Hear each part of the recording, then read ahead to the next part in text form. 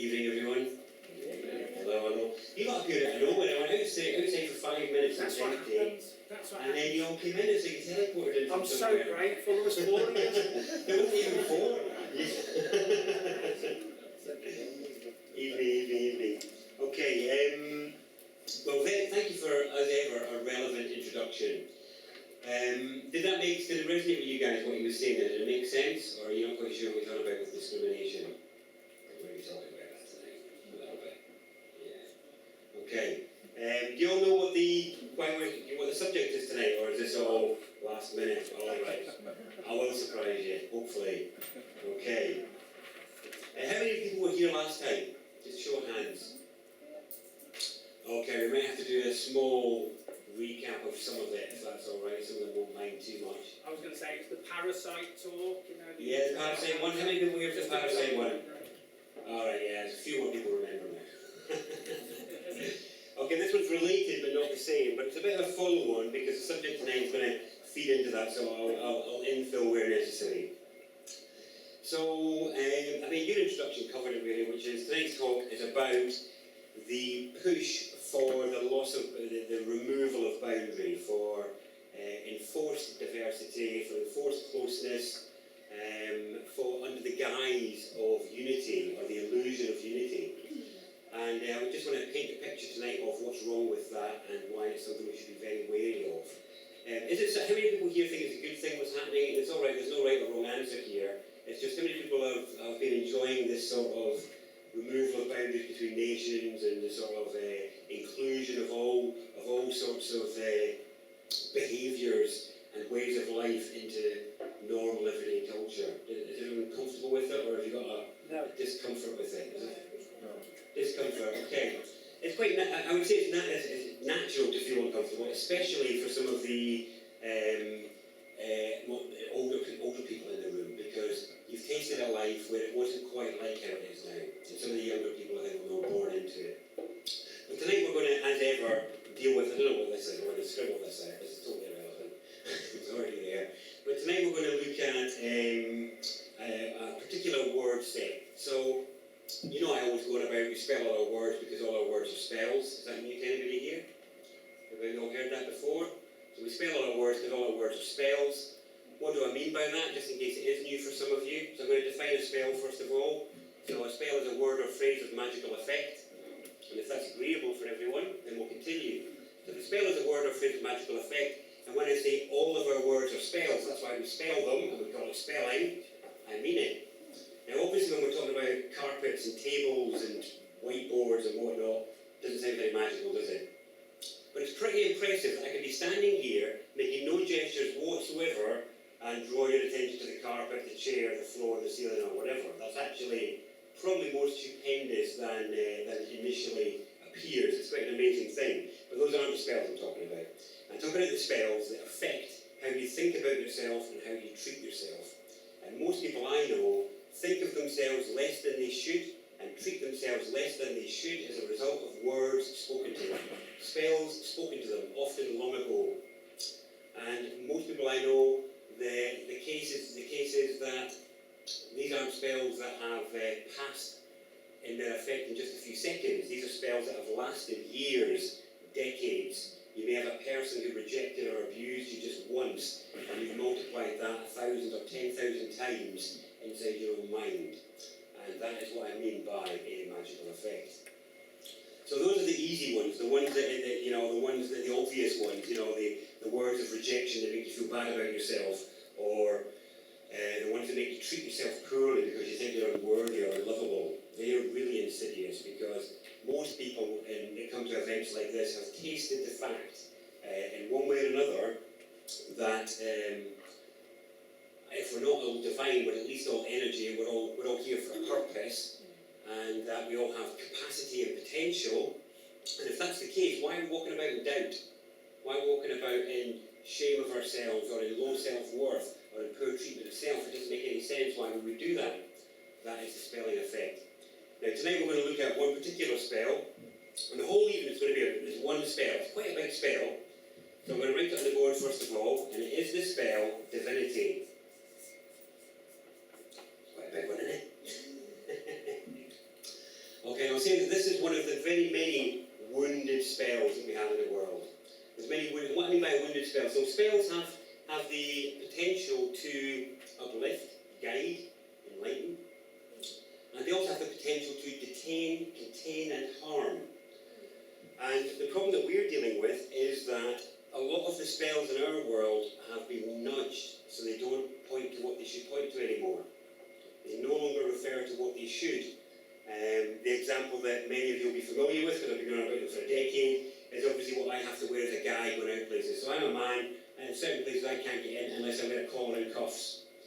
Okay, I've been rolling this one out for 10 years, but I know it might be news to some people here, and I always invite people to consider, who wears a collar and cuffs?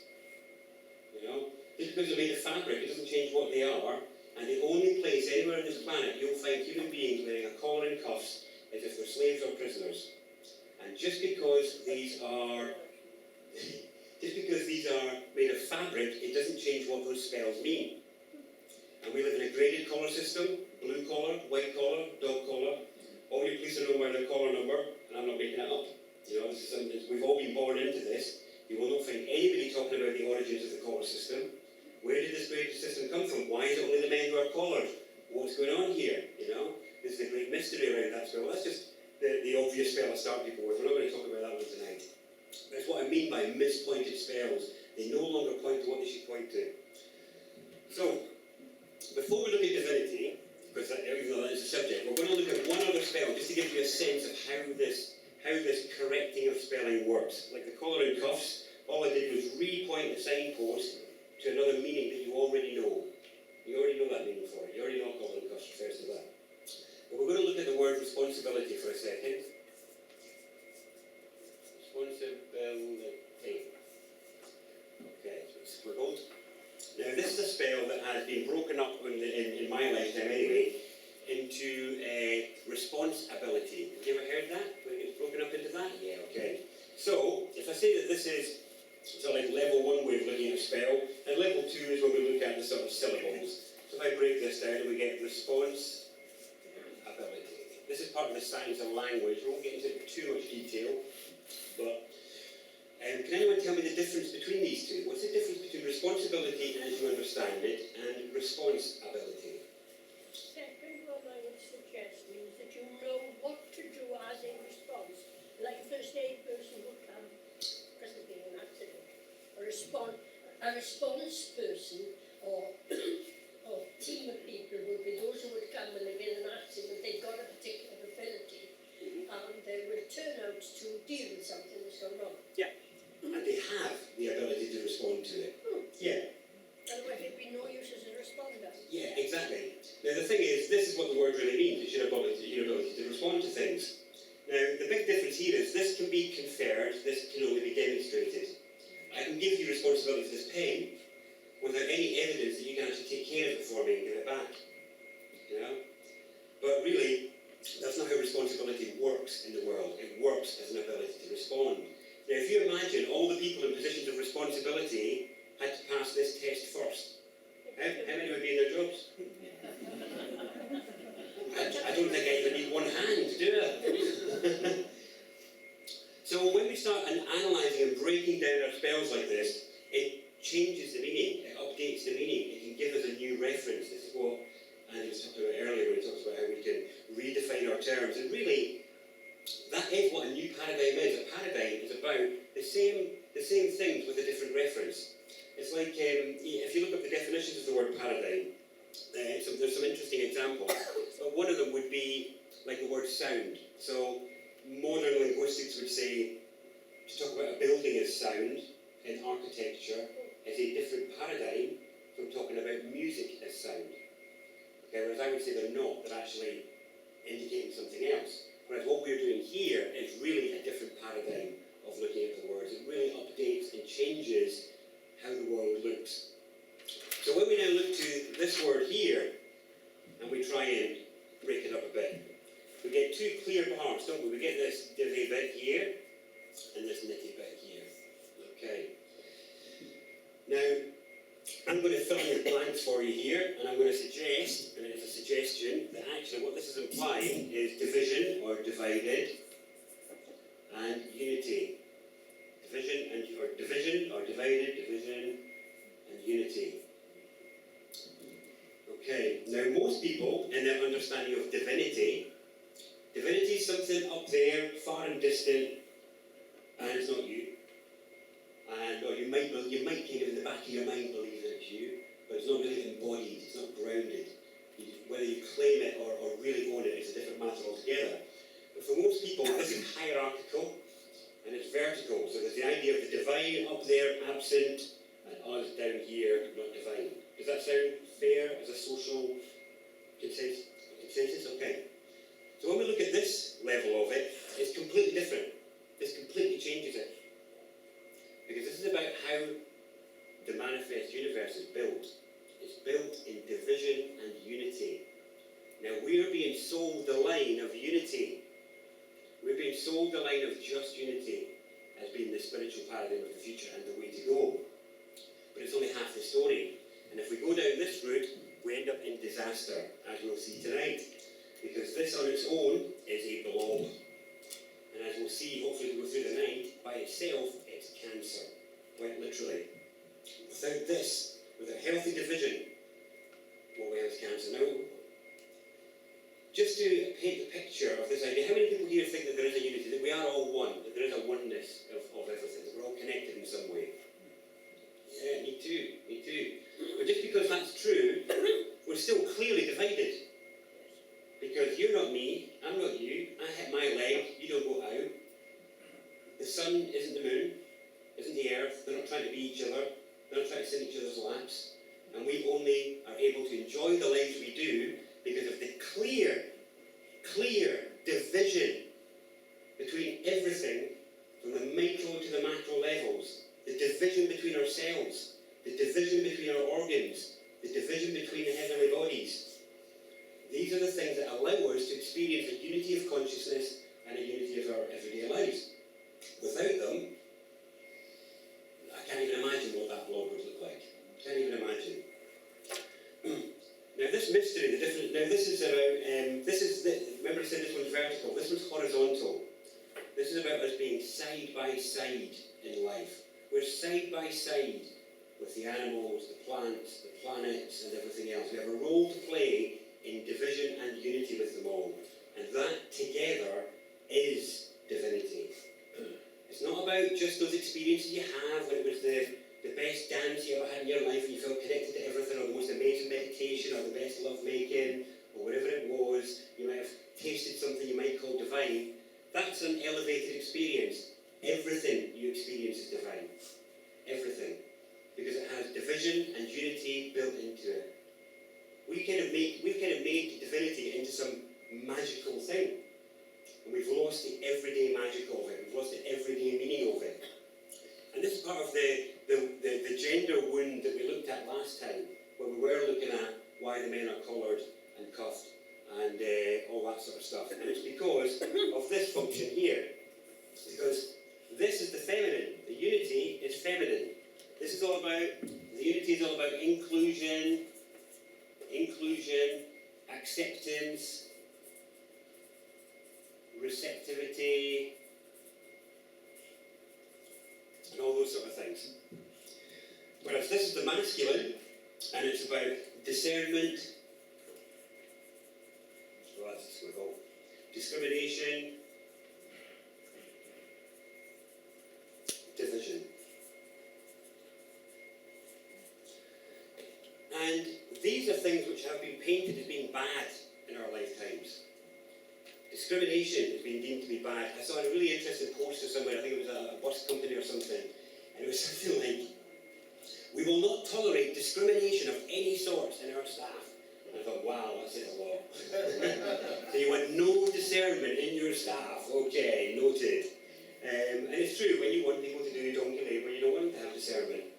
And certainly, if you want to impose a way of life upon people, or impose a way of living, or impose a story of humanity, or a story of what you should be doing, then certainly you don't want them to be able to discriminate and discern what's wrong with the story that's being painted. We need to do another quick spell here just to update this again. I know there's going to be a repeat for some of you, but it just needs to be done for those that it's not a repeat for. And that is the spell of authority. How many of you remember this one from before? So authority is about the author. And that is the storyteller. Okay? So in the family home, mum and dad were the authority. They told you the story of what it looks like, what the rules are, why you live there. When you're the employer is the storyteller. They say, here's what you do when you come in here. When you're at home, you can do what you like, but while you're in here, this is the story of what we do here. What is being updated in the world at the minute is the big story. And the big story is, what is a human being?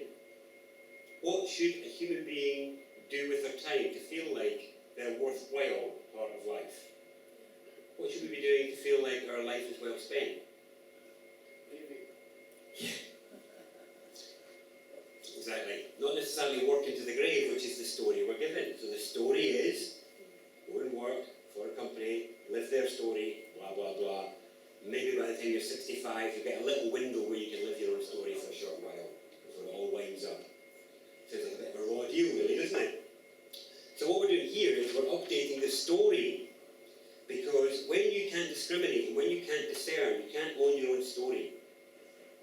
You can't actually discern the difference between what might be different about your story and somebody else's. And this is that homogenized blob. We're getting the monoculture that you were referring to, Andy. So this is where, do you know what I mean by monoculture? I've still in your head with a few nods there.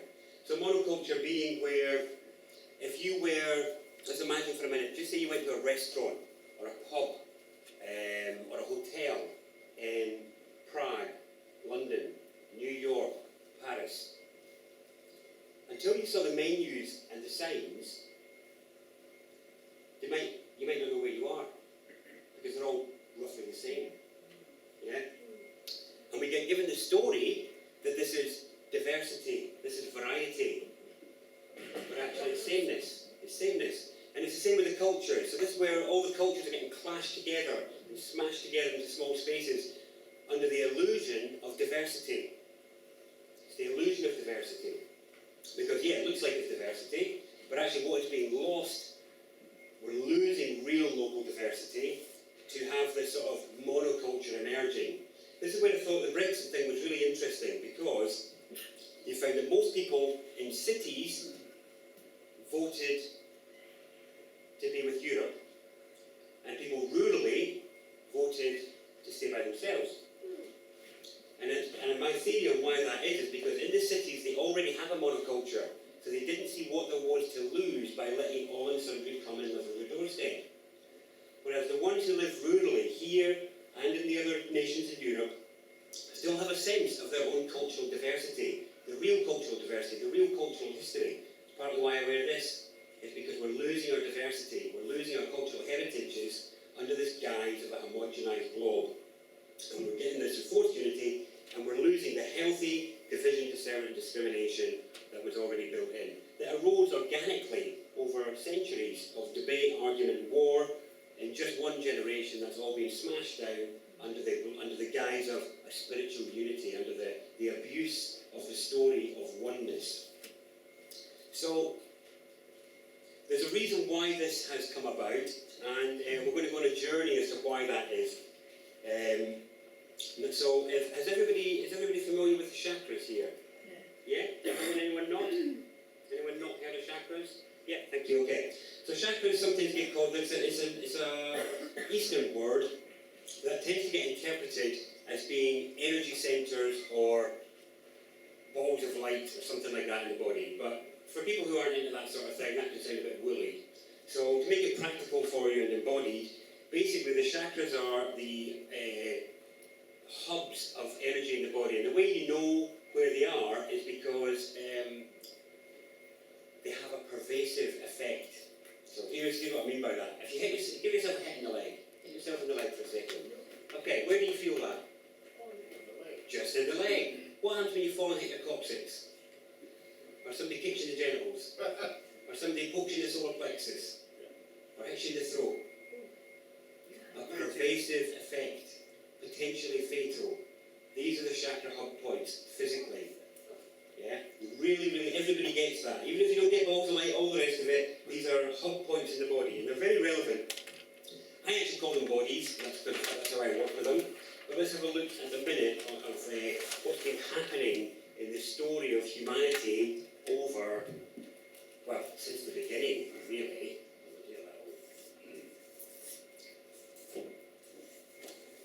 Whoa, my lopsided guy here.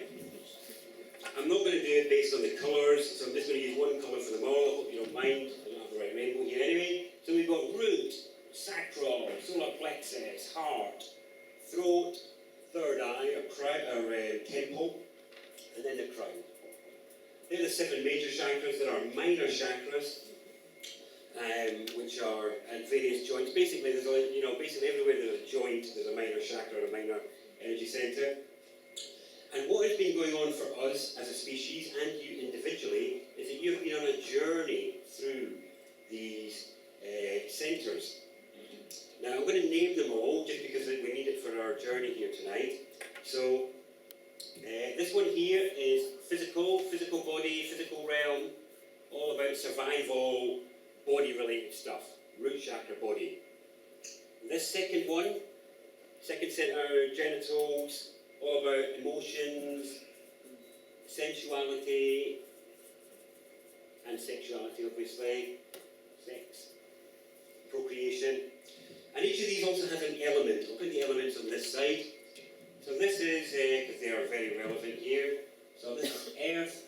Don't need to teach grannies to suck eggs here, so if this is new to you, sorry, if this is old hat to you, please just bear with me.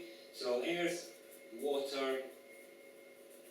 Third one is fire, very relevant to us. So this one here is called numerous things. Some people call it will. In the system I work with, it's not will. It's actually, this is lower mind or intellect. Intellect, lower mind. Have you heard of the parasympathetic nervous system? Yeah? It's actually getting called the second brain. There's now articles published by science recognising the brain in the gut. And there are cells, just like brain cells, in the belly. And I would say this is where most people operate from. Most people are operating from belly mind, gut mind, desire mind, consumer mind. This is actually our cultural hub. We'll get to that in a second. Then we have a bit called the veil, which is around the diaphragm. And then above the veil, you have the higher chakras, where we have so the heart, which is air. So this is love, connection.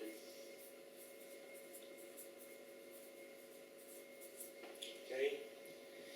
And I suppose unity. You put oneness in here. This is where it really lives. This is where it lives. Okay? And then we're going to go, we'll get to these ones in a minute. We're going to come on to these. Because in the system I work with, this is actually a complete world in itself. This is the world of the lower self. So the lower self, or the personality. Personality. So this is a social creature that most of us live in most of the time. And it is basically, you've got somebody who's got a body, emotions and mind, and they can perambulate around the world and be creative and do stuff, have a family, be a good contributor to society, all that sort of stuff, and not even bother, they never even get to the other ones. And they're not bad or anything like that, it's just that this is contained. You're not going to have anybody that's just got one of them or two of them. Everybody has them complete as a unit. This is like, have you heard of them being built in threes or in the Trinities? This is like this is a subset of the Trinity. We're going to look at a greater Trinity in a minute, because there's Trinities within Trinities within Trinities in the structure of the world. And so the lower self is where most of you lived until you had an experience that was beyond mind, emotion and body. And that's when you start to break through the veil. And as you start to break through the veil, you start to awaken the heart centre and start to have experiences of unity.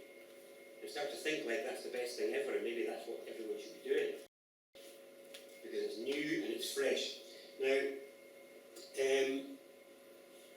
all of us were born in the same situation. Most of you have seen this before. I need to do this carefully because I've got a kilt on, so I need to look somewhere where it's going to be like nothing's going to be revealed, as it were. So I'll just go over here and face this way and do this. So you were all born the same, and you were like babies on the mat going, and you were kicking, and you were pooing, and you were peeing, and you had absolutely zero body dexterity. Every one of you. Me as well. We were all born in the same boat. We had loads of willpower, loads of tenacity, loads of desire, no dexterity. It was a mess. And then, in about a year, you learn how to make your body walk just by observation. And nobody shows you what you do with a femur or a calf to make your body move. And then within about 2 years, you were able to make sounds that other people could understand. And nobody showed you how to move a larynx. And you still don't know how to move a larynx. Yeah? In fact, everyone just now just lift up your hand for me. Sit up. And put it down. Up again. Okay. How did you do that? Every one of you is going to get up and walk out of here tonight not knowing how you do it. You know how you get up, you know how you scratch your face. You can't give me a guide, you can't give me an instruction that will let me do it. None of us can do that for each other. It's unspeakable, but we all do it. And your evidence is that you all turned up here tonight, your clothes on. And you managed to do stuff with your body and get dressed and walk out the door. Pretty impressive. It's much more impressive than you think, though. They're incredible feats of dexterity and spatial awareness, considering you were a blob kicking and spasming on the floor not that long ago. You know? At different periods, all of us were in that same boat. You were clawing your mum when you planned on caressing her. You know, it took you years to be able to get that right, to be able to pass somebody a drink without spilling it. It's been a long, long time. So, roughly, the first 10 years of life are developing dexterity in the root chakra. Roughly the first 10 years. Yeah? There's a bit of movement in the others, but the predominance is mastery of the physical. How do I run in this body? How do I not fall down the stairs? How do I eat my food? Things like that. Real basic stuff. But it's difficult. You know, it took years to do. And we were all very frustrated. And those of you who are parents here will know how frustrated young babies and children are as they're trying to do things that they can't do. And they're looking for instructions and you can't give them any. You don't know how you do it either. So that's the first centre. At puberty, the second centre awakens, the second body awakens. And it spasms and lashes in exactly the same way as the physical did. But this time, the limbs of your watery body are emotions and sensuality and sex.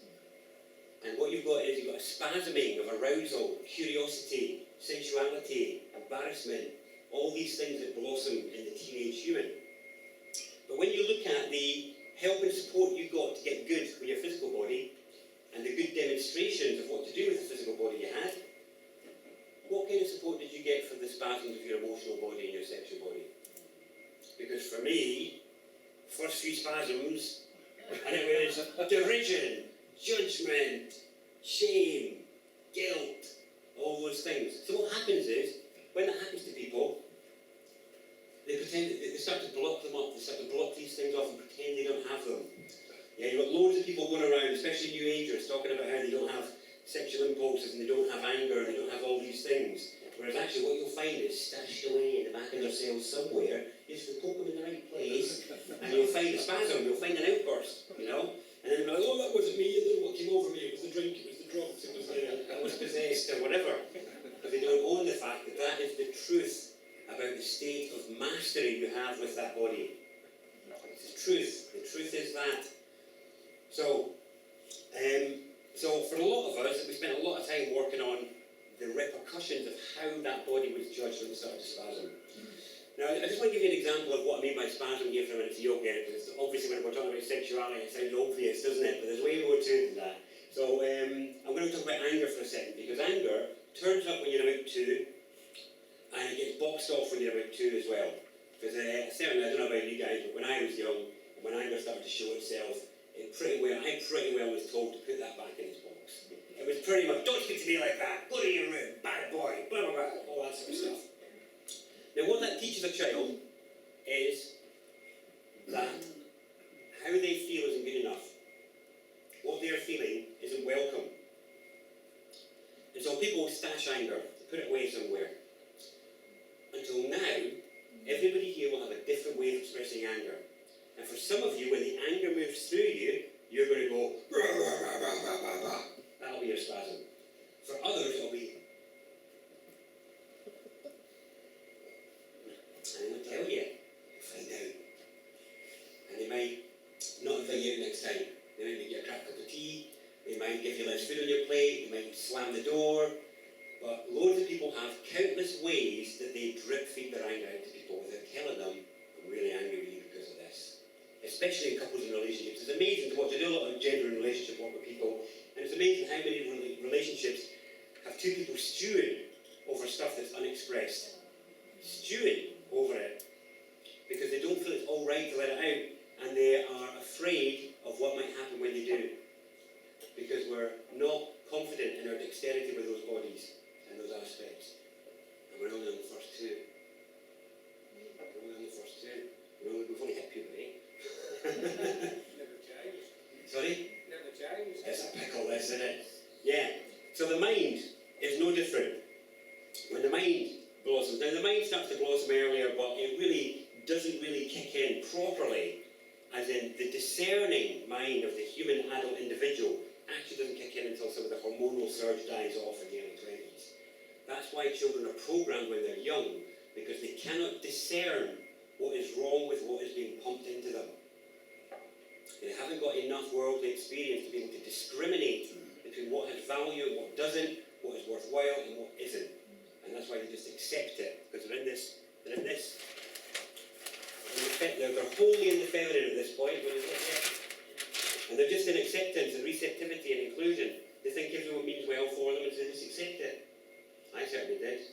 I had no reason to think otherwise at that point in time. Okay, so for most people, most of their spiritual practices, in my opinion, are coping strategies for the fact they don't know what to do with their spasming mind.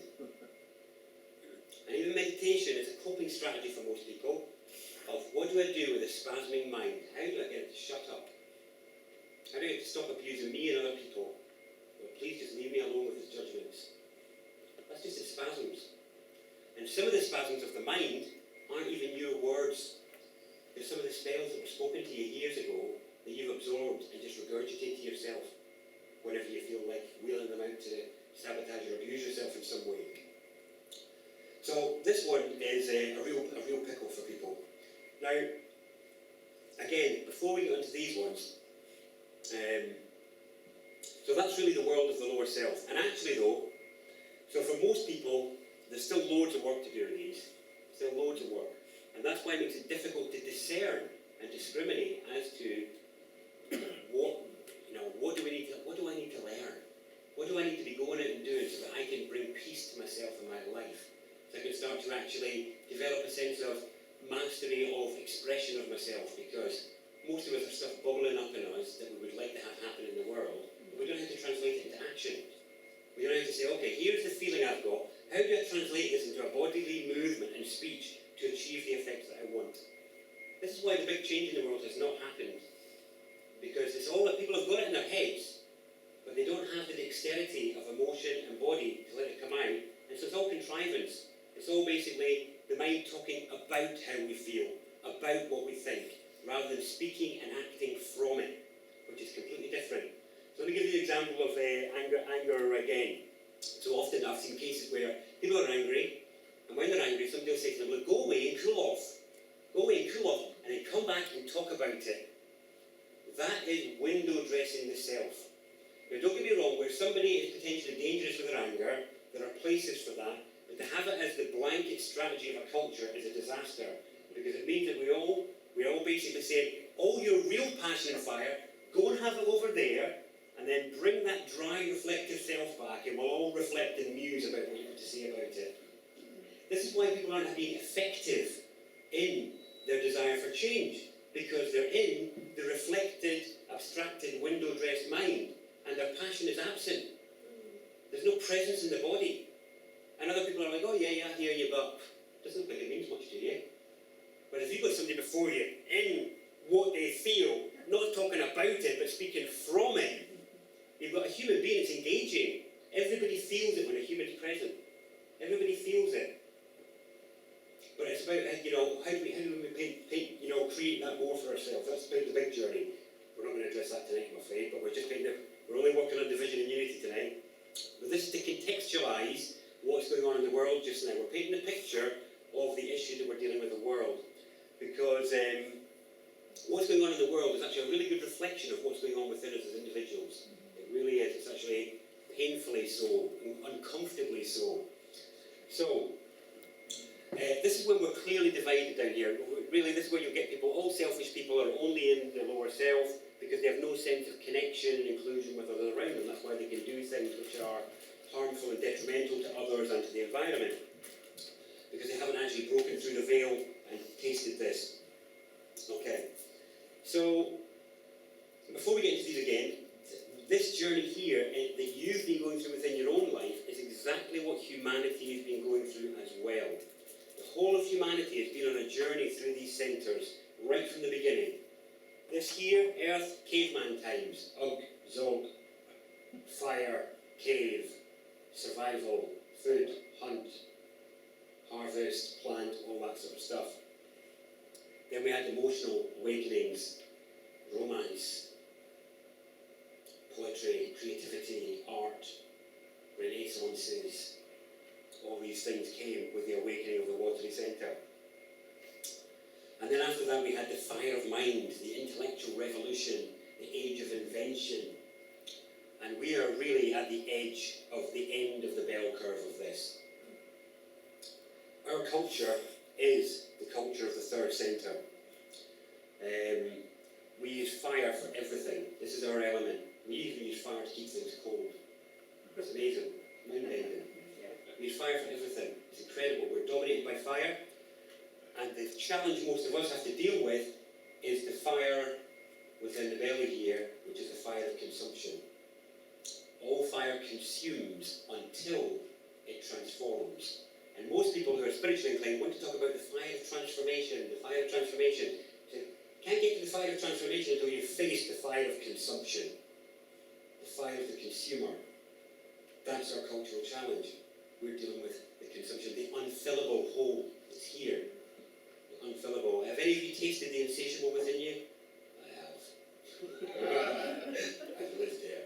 Yes, oh, there's a brave hand over there as well. 2 Snickers for a pound. Oh, my God. Yeah, exactly. Yeah, and the rest, yeah. The insatiable is within us all. Interestingly, in my tradition, the Toltec tradition, there's a reason for this, because there's something forgotten in most people's spirituality that exists here. So most people are aware of the connection to earth. Yeah? And have you ever done a meditation or seen it somewhere where people are talking about to connect to the earth through your feet and all that sort of stuff, yeah? And you can connect to the divine of the planet, the mother, all that sort of stuff, yeah? Heard of that? Okay. Or then there's the crown, reach up to the divine, to the crown. Have you all heard that stuff? Well, yeah? Okay, these are, in the Toltec tradition, these are known doorways to the void. But there's a forgotten doorway to the void, and it is here. And it's the navel. And it's essentially a hole that we've forgotten about. It's just tied by a knot. And because of the knot, we've forgotten that it's still a hole. And actually, in the Toltec tradition, this is the unfillable hole. This is the forgotten connection to the void. And until we can be all right with our emptiness, until we can be all right with that feeling of being empty, then we'll never be able to transform. We will still need to consume. It's interesting, there's a little spell that goes with this one. The little spell that goes with this centre is that we're all filling the hole until we feel whole. And then when you're whole, you're ready to work. You're ready to serve. You're not a liability. Because you're not going to be vulnerable to your emptiness, to your insatiability. But until then, just tread warily and don't expect too much of yourself. Because you've got the pull here that you're going to have to deal with first. So still be able to, you can make loads of progress and still be thrown off by the hole here. Okay, so the fire of the consumer. So this is the challenge of humanity en masse at the minute, is right here. But the pioneers, the visionaries, the icebreakers are the ones that have already come in and they've already broken through into these other ones and trying to speak from that place. This is all the sort of like spiritual new agey stuff of the sort of like last 40, 50 years coming in from people who have broken through these barriers and are starting to speak from that place. And this is where we are encountering the wound of the over-unity principle that we've got in our cultures at the minute. Okay? And it is to do with what happens when when this awakens, it does exactly the same as all the other bodies, and it spasms. And it spasms and lashes with its love and its connection and its oneness, but it's still a spasm. It's still not mastery. It's still not dexterity. The air is really interesting actually, because when we look at the other bodies, your mind is clearly yours. Your thoughts are clearly your own. You know, your emotions are clearly your own. Your body's clearly your own. But when we get to air, it's a bit different. See, because when we look at the bodies, there's clearly a barrier between us, isn't there? You know, it's like, yeah, my skin is in the way, and your skin is air, and all that sort of stuff. But when we breathe in, there is no boundary between our innermost heart centre and yours. There's no barrier between the air that you breathe and the air that I breathe. We take it deepest into our innermost core with nothing in between. That's the oneness, that's the unity that it brings, that's the air element and what it does when it hits our awareness. But again, it's a spasm. Until we hit the next element. So the next element is this one. So anybody want to take a stab at what the next element is? Will centre? Sorry? The will centre. The will centre. Interesting. It could be, it's not the one I was looking for just now, because we're looking for the element. Is the will pervades, we'll get to will, because will is an interesting one in my tradition, because will is something that you can never see. You can only see its effects. It's an interesting thing. It's difficult to pinpoint where will actually is, because all you see is its effects. You can never see where it originates from. You know, because you can do stuff. You can actually do things. You can. If any of you faced personal adversity where you had to do something that you didn't want to do, your emotions didn't want to do it, your mind didn't want to do it, but you did it. That's the will. It's not in any of those three, then, is it? Because the emotions didn't want to do it, the mind didn't want to do it. Yeah, somewhere else. Duty can be part of that. Yeah, absolutely. Right, so Is it ether? ether is half of it. Half of it. Ether is a bit of a funny one. We'll come to that. But if we say that the elements are actually, these are all the bodies of the earth. Body of the earth, a body of the earth, a body in the earth, a body in the earth.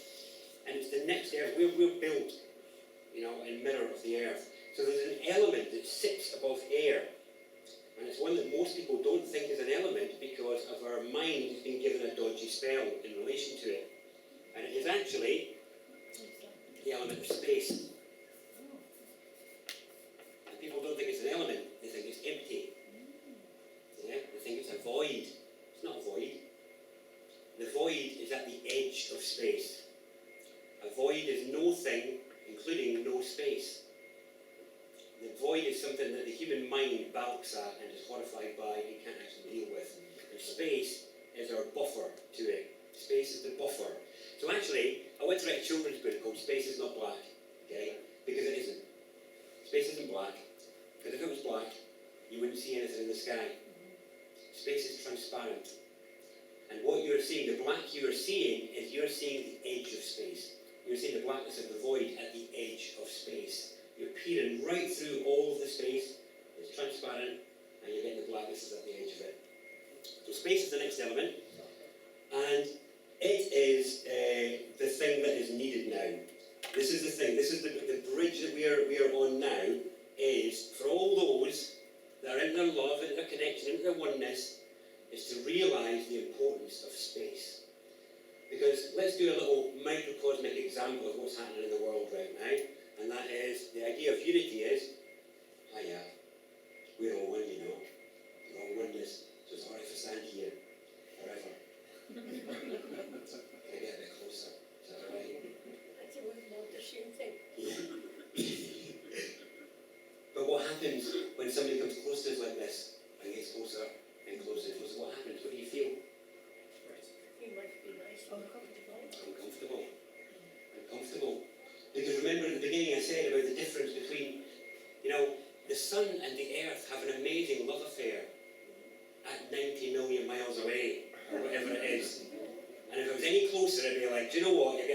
boss here. You know? Andromeda and Betelgeuse have a great time as long as they only party once every 40,000 years.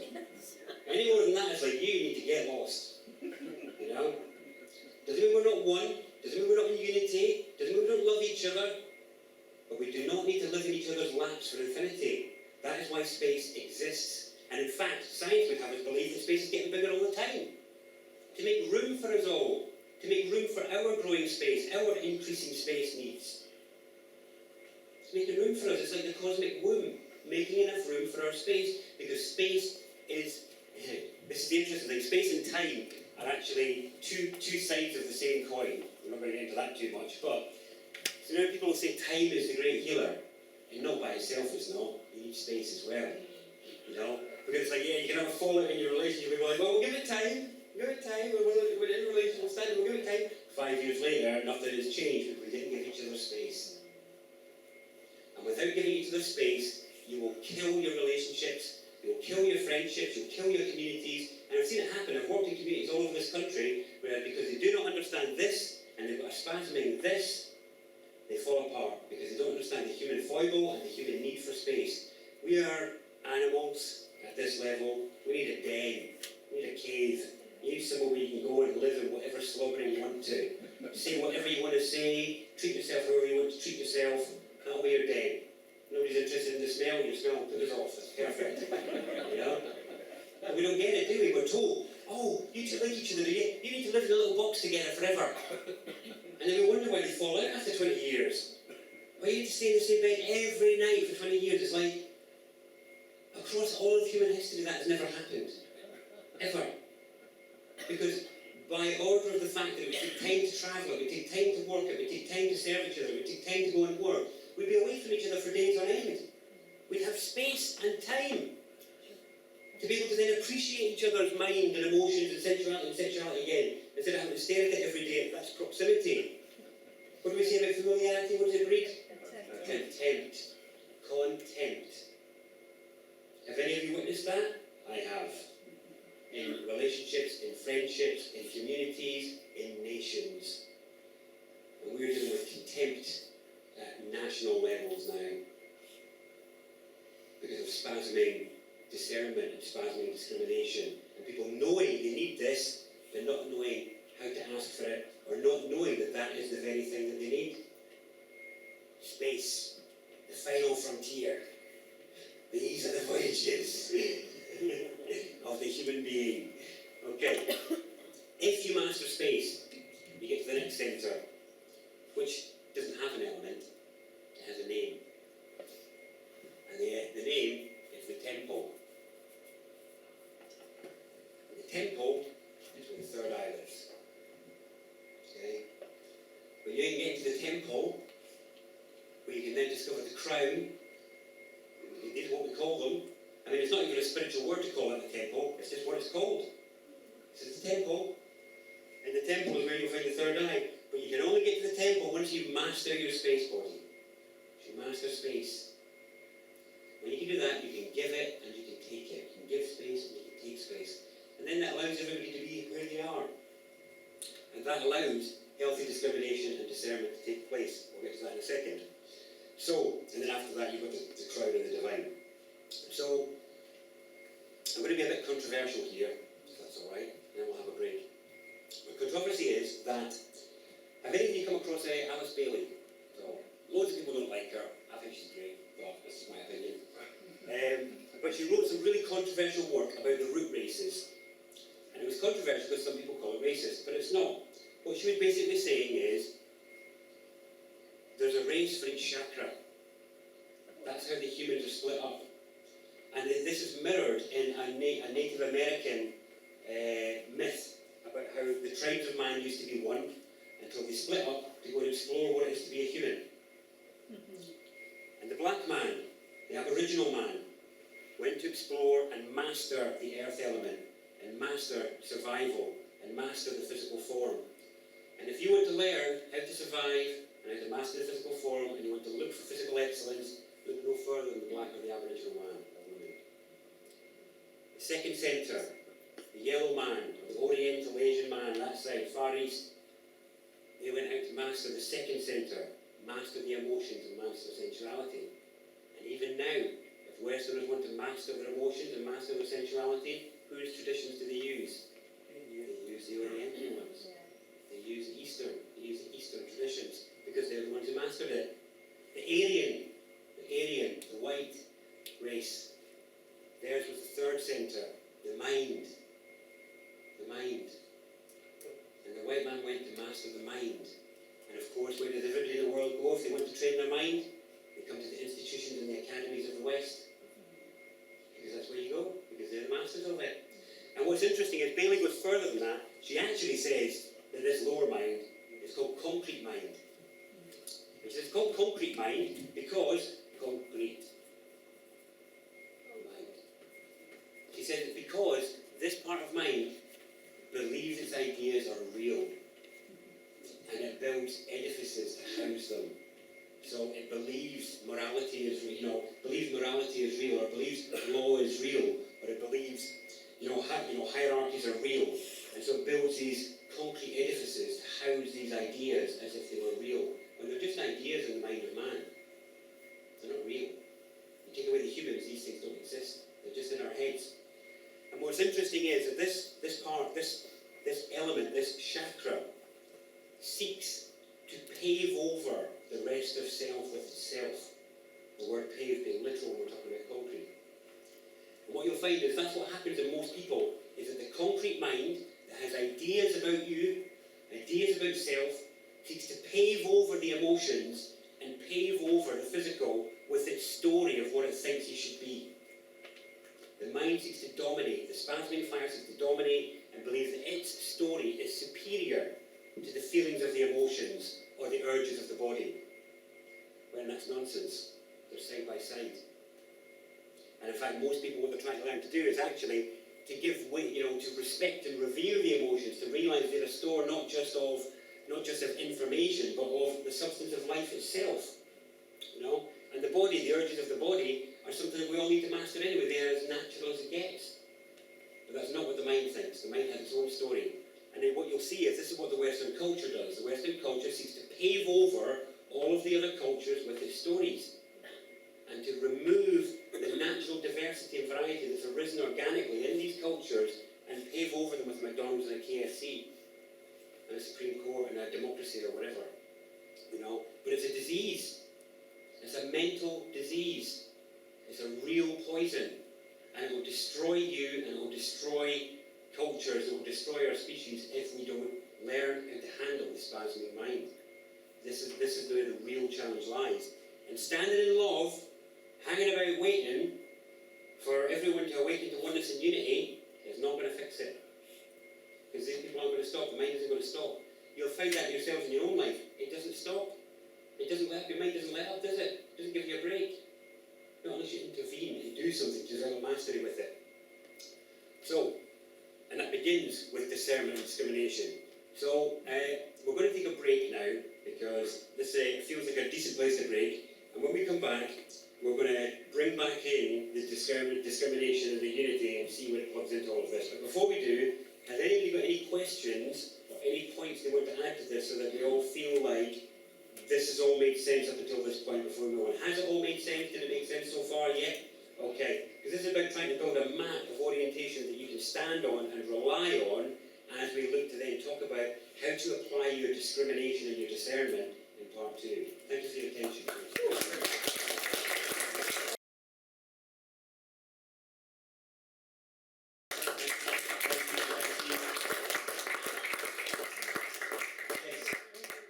Yes. You mentioned, you referred to some teacher you had experienced. Yeah. What was the name of that teacher that you referred to? Oh, I refer to the Toltec tradition. What was it? How do you spell it? Toltec. T-O-L-T-E-C. Well, there's a number of famous authors people have heard of. Castaneda was a Toltec. So was Don Miguel Ruiz. His books are more accessible. But the main teacher, Castaneda got me started in my teens, but my main teacher was an African seer called Town Maris, who is no longer here. But he had a branch that was very different from the American tradition. So that was the Toltec tradition, yeah, that's my background, what got me started. Anybody else got any questions before we kick off here? That's bubbled up in you from the first half, or anything you want to point out, or anything that came up for you? No? Yes. Yes. When you say this is the stage we're at the moment. Yeah. And then you pointed a little bit further up the human body. Yeah. Is that something you're going to come to? Yeah, we're going to spend more further up the body just now. But what I was implying there was that this is where the mass is just now. The pioneers and the visionaries and the breakthrough artists, which is, you know, a number of them are in this room and they're dotted around the world, is that these are the ones who have broken through and had experiences in these other bodies, and they're now speaking back from that place.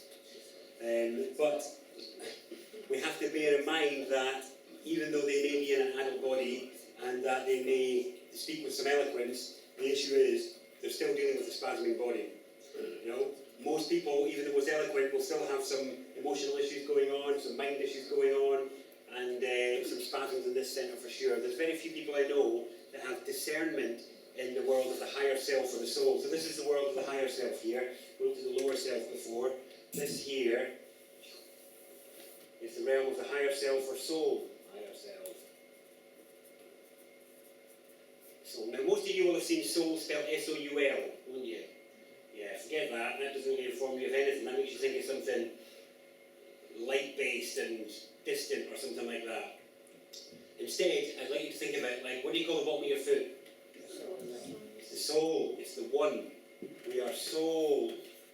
We all come in through the planetary soul. We are connected via the planetary soul. This is the way in for all of us. And in actual fact, there is a map in the body of our evolutionary process. There's an actual map. And the map, well, that's not very visible, is it? Let's raise this a bit more. What colour have I not used here? I've used it more. Let's try pink. Okay. Yeah, so.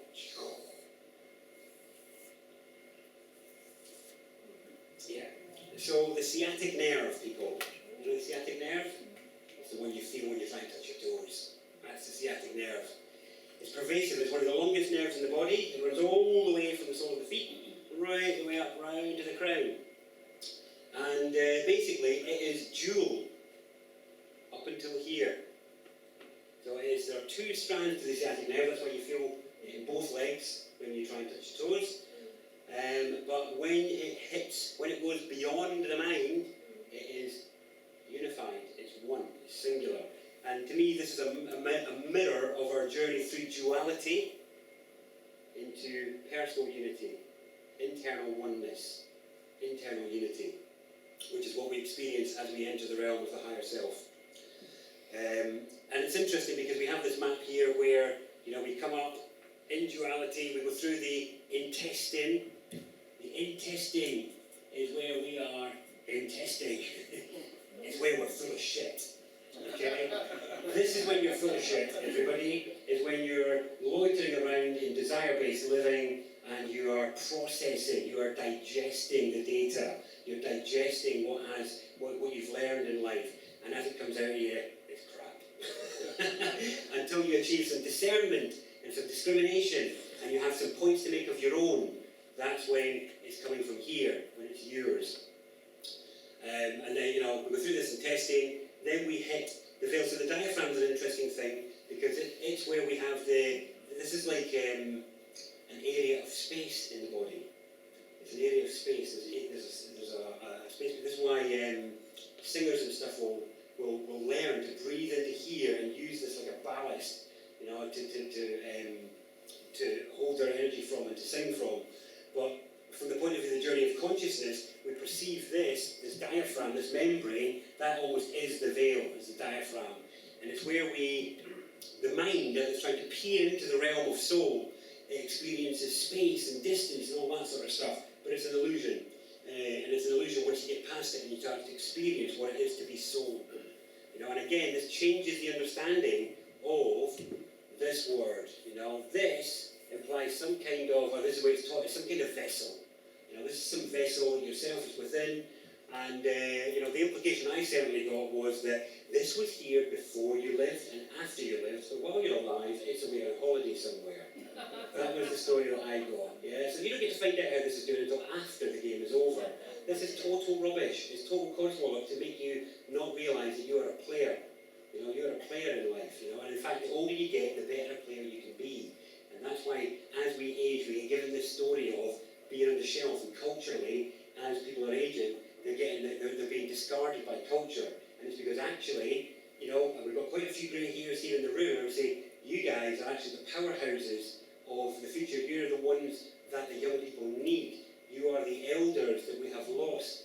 And the wisdom of having walked on this planet for as long as you had is something that everybody younger than you needs. And the broken relationship between the generations is part of the divide in our culture, so that the young people can be abused and exploited and distracted by spells down really insidious directions. And the elders have all bought the story of being on the shelf, so they've forgotten the power of the elder, and how to claim it and use it. But certainly, if you look at the ones who are the big players in the world, none of them are young. You're not even a player until you're in your 50s. Not really. That's why they say life begins at 40. Because actually, you haven't really got a clue what's going on until then. You're processing. You're full of this. And it's actually because we're digesting, we're processing. So remember I said a decade for each body? You've got a decade processing the physical body, a decade processing the emotional, a decade wrestling with your mind. That's you then getting into your 30s. The 30s are then when you are starting to integrate these and work out what's going on within them, so that by the time you hit 40, you're like, right, this is who I am, this is what's going on in the world, right, what do I want to do about it? Life begins at 40. And finally, people will stop being as much of a pleaser by the time they're 40. People will start being more willing to do what they actually want to do, the things that are bubbling up inside them, they're more willing to do it. Life begins at that age. So certainly my invitation to those of you who do have grey hairs and are in that elder category is that you're absolutely not on the shelf, and actually that is part of the propaganda from the other people your age who are abusing the young, exploiting the resources, and leading the story of authority in the world. None of them are young heads. None of them. In fact, the older they are, the bigger player they get. Rothschilds. None of them look very young, do they? But they've got plenty of power. They're proper players, aren't they? And they don't want you to realise that you're a player too. Because and what I've learned as I've gone along is that there's actually generational waves. And each of us are actually products of our generation to deal with the challenges of our generation. And part of our blobbiness of unity means that we peer into the challenges of other generations thinking we have to deal with them. I would say that's not the case at all. You need to peer across at your peer group, your age group, whatever you've spotted in your life, that's what you need to take charge of and take control of and engage in, because it's different for each generation. I know the challenge I'm facing is different from the ones of the generation before me, and it's certainly different with the generation after me as well. So you've got to kind of own the wave that you're on. Any other questions or points before we proceed? Yes? There's a very vigorous hand there. Yeah, that knife in your sock. Yes? Do you wear that because that makes you a free man? Nope. No. It's part of this. It's part of national dress, but it's also, I wear it because... Because in Viking tradition... Yeah. Have you? What about it? No, that was outside, wasn't it? Yeah, we had it outside, but it's a fair question. Go on. I didn't know that you had this tradition. Yeah. But in Viking tradition, to have an eye is to be a free man. I do wonder whether there are some links towards that, for sure. I know Sikhs wear a knife. Right. Carry a knife as well. Yes. And they're allowed to carry one, but other ordinary people aren't. Yeah, same with the Scots. As long as I'm wearing a skirt, I'm allowed to carry a knife. That makes you free. That's the irony. That's what I love about it. That's why I do it. It's like, I'm a man that's allowed to carry a knife as long as I've got a skirt on. There is the patriarchy, everyone. The not patriarchy, Well, sorry. it's old tradition, isn't it? It goes into tradition, doesn't it? Yeah, I mean... That's where you get your free man. And also when you've got your belt there, which is, it's two crosses, which in room turn, that is from the Guardians, which is to do with where technically people came from. Interesting. We did crosses last time. You were You've at got last time, weren't you? your DNA aspect, in front of your crotch area. You're not allowed to talk about my hair first, completely fried, which is where all we're meant to come from. Interesting that, Which is because, connected, yeah, which apparently is connected to Noah, apparently. I didn't know that one. No? But certainly the lines, Anyway, I'll have to put no, you're alright, because it's relevant. We can tie that in, because we did talk about the lines of the cross last time, didn't we? Yeah? So were you at the last one though? Yeah, Not- sure there was. Of course you were. Yeah. But not everybody was. It is a relevant point that we'll bring it in because it is about, yeah, you are. Because it is about how we implement our discernment and our discrimination. So the discernment and the discrimination is how we exercise space. It's how we claim our air. And it's how we make room for our temple at the end of things. So, my pages have now dropped off here, but I'm going to pick them back up again. So we'll go back to this. I'm going to have to do a bit of a jiggery-pokery segue here to try and weave in how to make this all knit together. So if you can bear with me here, we're going to have to do a bit of a tangent. It's going to be a repeat for some of you, but not for everybody. And it is about actually how this works and why we need this and how we implement it. So it's all about shape again. How many people have heard the shape thing? Hands up. Basic shapes. Oh, there's only a couple. I think there's more of you really forgotten. So I need to hear it again. Again, I mean, you need to hear it again. You know, that's what you used to get in school, was it was repeat. So you're going to get a repeat, sorry. But this is another tangent to weave into the rest of the fabric here. Okay, so these are actually, the way we understand these is we understand them actually, this is the way the mind can best understand them is through shape. So, pardon my repeat, that is going to stay on the floor by the look of it. So, our biggest problem, the people who have a wounded relationship with their division and their unity, all of them were taught that these were basic shapes. Does it ring a bell? Anyone now? Have you seen it before? No? Okay, again, end of story. Right, so, were you all taught that they were basic shapes? Because I was. School. Yeah, school, that's right. They're not basic shapes. Okay, that's part of it. This is where our mind maze and our mind disease comes from. It's from these. It sounds like a bit of a leap, doesn't it? But here we go. So if I was to say to you that one of them is a basic shape, which one would you say? Thank you, the circle. Any squares or triangles in the room? There's always one. There we go, thank you. It would be you, wouldn't it? Yeah, man, you're alive, you're here. Need another one who's always here. Nice to see you, brother. Okay, the circle, is virtually a basic shape. Now, what I mean by a basic shape, I mean it can become anything, and it cannot be reduced to another shape. What I also mean is it occurs in nature, and it occurs pervasively in nature. These are actually, you could call them the indigenous shapes, or the integral shapes, because they operate in nature. Now, our problem in our culture is that we've been taught the wrong ones. Now, why is it important? Because if I say to you, what is that? The sun. The sun. Yeah, what else? The thing on the Japanese flag. The thing on the Japanese flag. And Brilliant. reason. Yes. It could be a bike, a wheel, a ball, a hat, the moon, the sun. Loads of things, couldn't it? That's because it exists in nature, everywhere, on all different levels. However, when I do this, oh, that's my triangle, there's my square.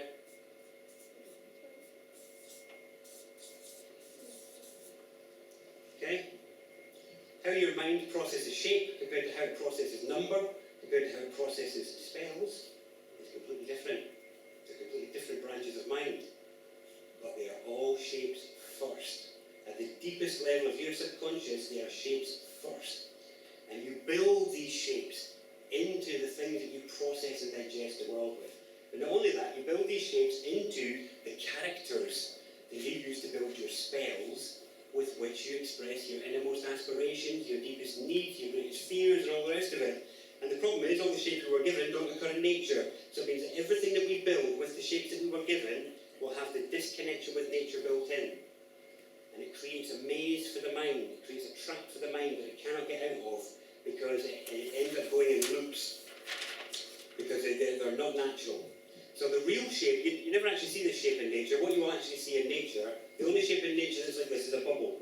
So you get taught the shape of a bubble, and the real shape you see in nature is this one. A circle with a circle in the middle. You'll see it when you cut open an egg.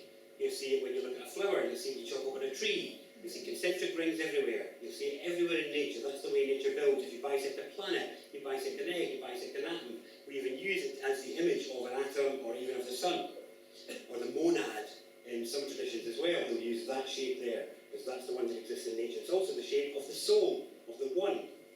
It's just one, S-O-L-E. Where do you see it when you look at me? Eyes. My eyes, that's right. And what do we call that part of the eye? Pupil, that's right. Okay, and what colour is the pupil in every eye you've ever seen? Black, that's right. That is our equality, is the black hole at the centre of the universe peering back through every pupil. And we are all pupils of the soul, we are all pupils of the one. And that is our equality. No matter how you are dressed, we are eye to eye, pupil to pupil. Okay, that's built into us. So that's one of the basic shapes. If I was to say to you that the other two are made up of a basic shape, what are they made up of? Lines, thank you. Either, we'll get to that one. Yeah, lines. Okay, straight lines. How many of you were told that straight lines don't occur in nature? It's a new story that's coming across out of the propaganda machine. It's total rubbish. All you have to do is look at a blade of grass, a leaf, or a tree, you see straight lines. There's straight lines everywhere in nature. But they're very powerful, so you don't need much of them. Okay, that's the thing. Now here's the thing, you didn't get taught about them. And it's because this is the shape of the masculine. This is the feminine. These are the age-old shapes of the masculine and the feminine, and they go all the way back to caveman times.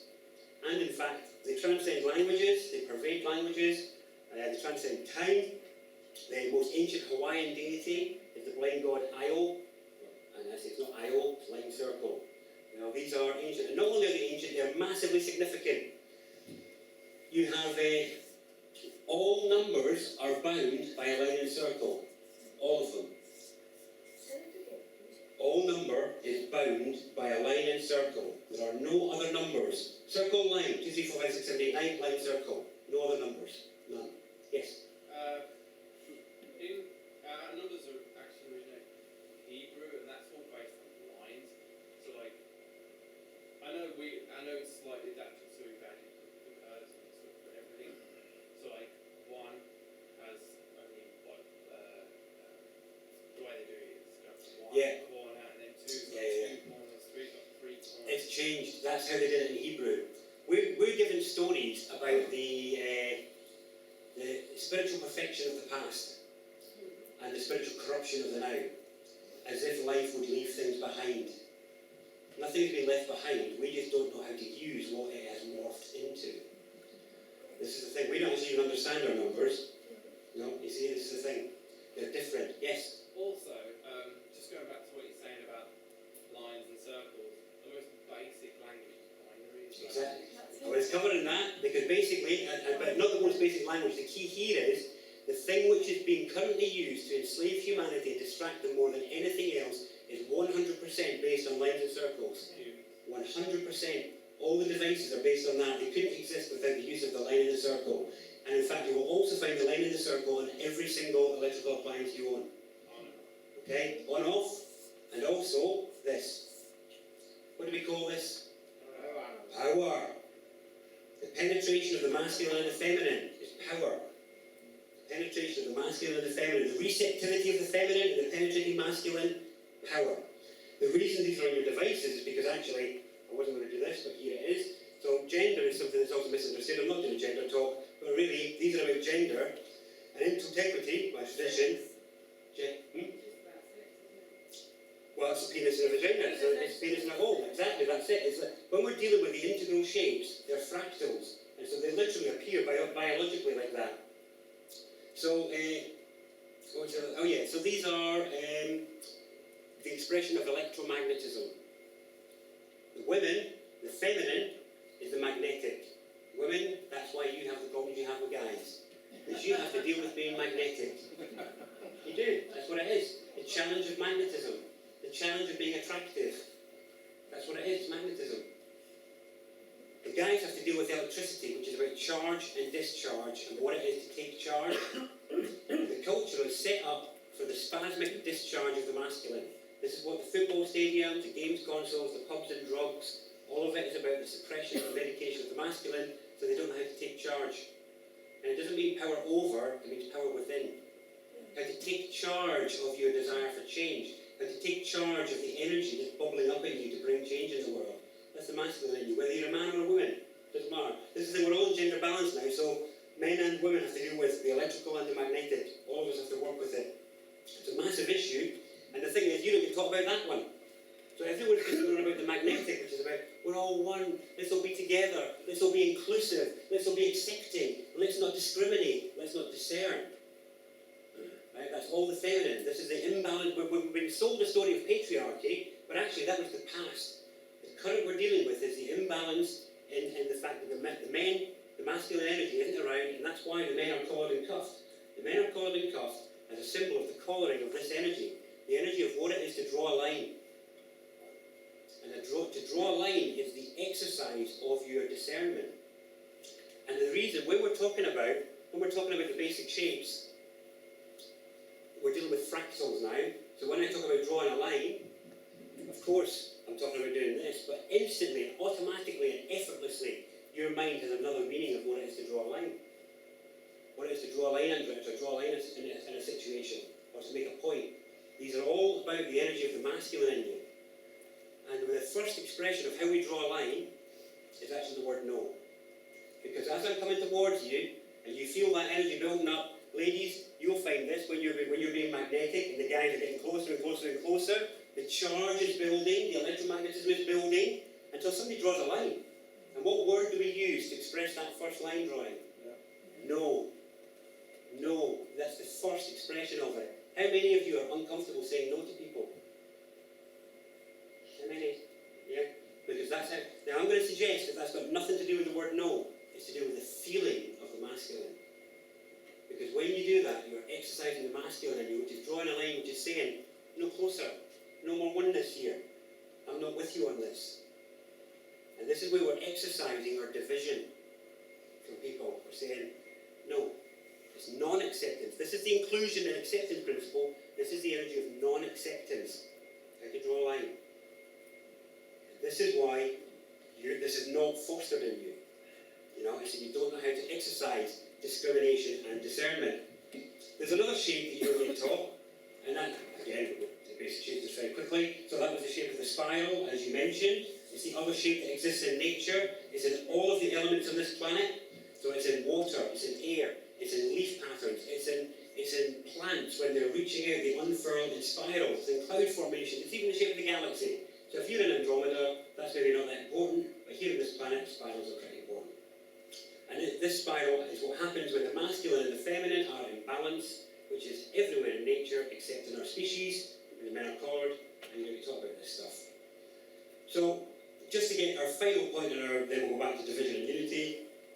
What is the difference between these two shapes, the two that you weren't taught, and all the others that you were taught?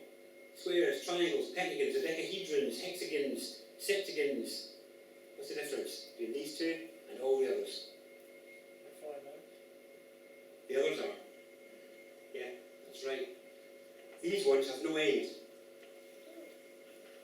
Right? These ones basically, they continue. What I mean by that is, when you are forming all of the other shapes, you will end up right back where you started.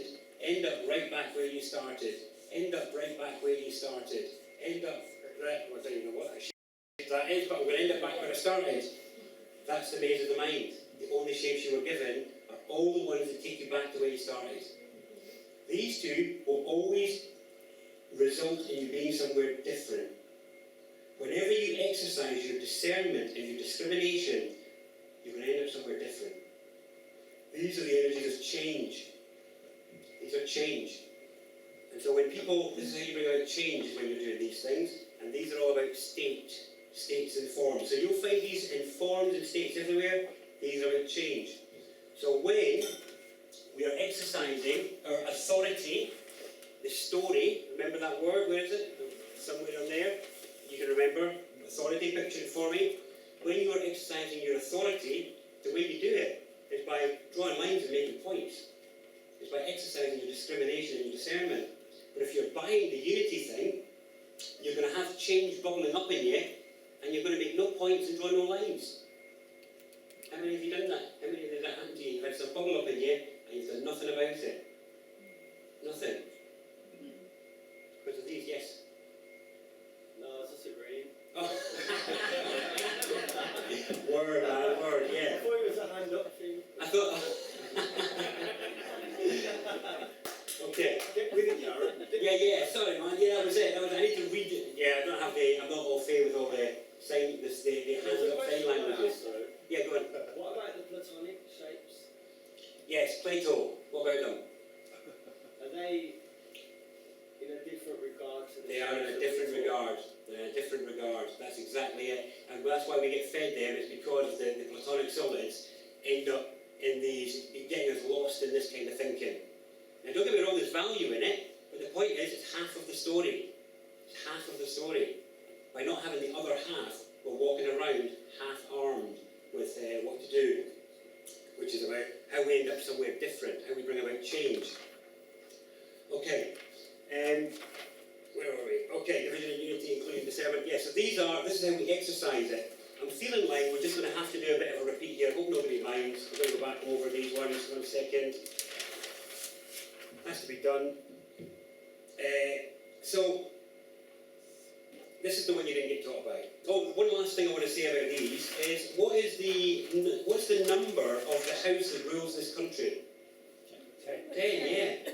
There we go. Now, did you know that when they bought that street, it wasn't number 10, that was number 5. They changed the numbers. The numbers were changed. That was 5, and even the street was a different name.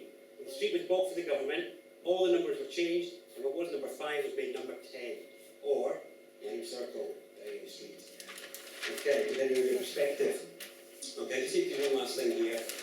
And I do apologise for those that are repeat for, but it's quite important for those that it's not a repeat for. Drawing a line. What is the tool that you use to draw a line better than any other? Thank you. Did you hear that? It's a ruler. You don't get taught the shape produced by the ruler. Okay? And again, when I talk about a ruler, I could be talking about a stick to draw a line with, but I'm also talking about who's in charge of a state. And it's effortless to talk about it at the same time. And you don't get taught about the one that's the fruit of the ruler. Okay, for a very good reason. What else do you use? So you can use a ruler for drawing a line, and for ruling a state. And the ruler in a state is the one who is the authority and tells the story.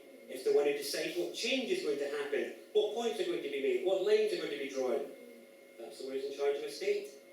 And if you're not in charge of your own state, then somebody else will have an external ruler. And we're brought up in a culture of the broken ruler. And here's what I mean by that, and that is, what else do you use a ruler for other than drawing lines? Measuring. Measuring, thank you. Okay, so the numbers could be anything on a ruler. It could be inches, could be centimetres, could be millimetres. But the number in math, the term you can use in maths for all of them collectively is values. Okay? The ruler measures values. It measures what has value to determine what lines need to be drawn. When you have a broken ruler, like virtually everybody who is taught about the triangle, circle, and square, you don't know how to measure the value of what you find inside yourself. You know how to measure the value of yourself, of your change, of your points, of your lines, because you don't trust them, and you will seek external validation and external measurement. It's intentional to force you to reach out to others. There's so many people I know who discovered something in themselves they didn't have a name for, and they went and got accredited in something else. Because they needed somebody else to say that they were valuable and worthwhile. They couldn't claim it for themselves. And it's because of the broken ruler. Now, one thing I said about the basic shapes is they can become anything. They become letters, they can become numbers, they can become all sorts of different shapes. So if I was to say that was a letter, what letter would it be? I. I is the product of the ruler. That's sovereignty. That's a divine mandate. And you can't not know that when you learn about lines. So it's better not to teach you about them. It's better to keep that well hidden, so you don't know about how to draw a line, how to measure values, and about the eye. Okay? This is the royal line. Runs through every pupil, which is about the eye. Where do we say you see that pupil? In the eye. Okay? If I was to say the number, what number is it? 1. 1. I is quite clearly the 1. Isn't it? That's your sovereignty. That's your mandate. That's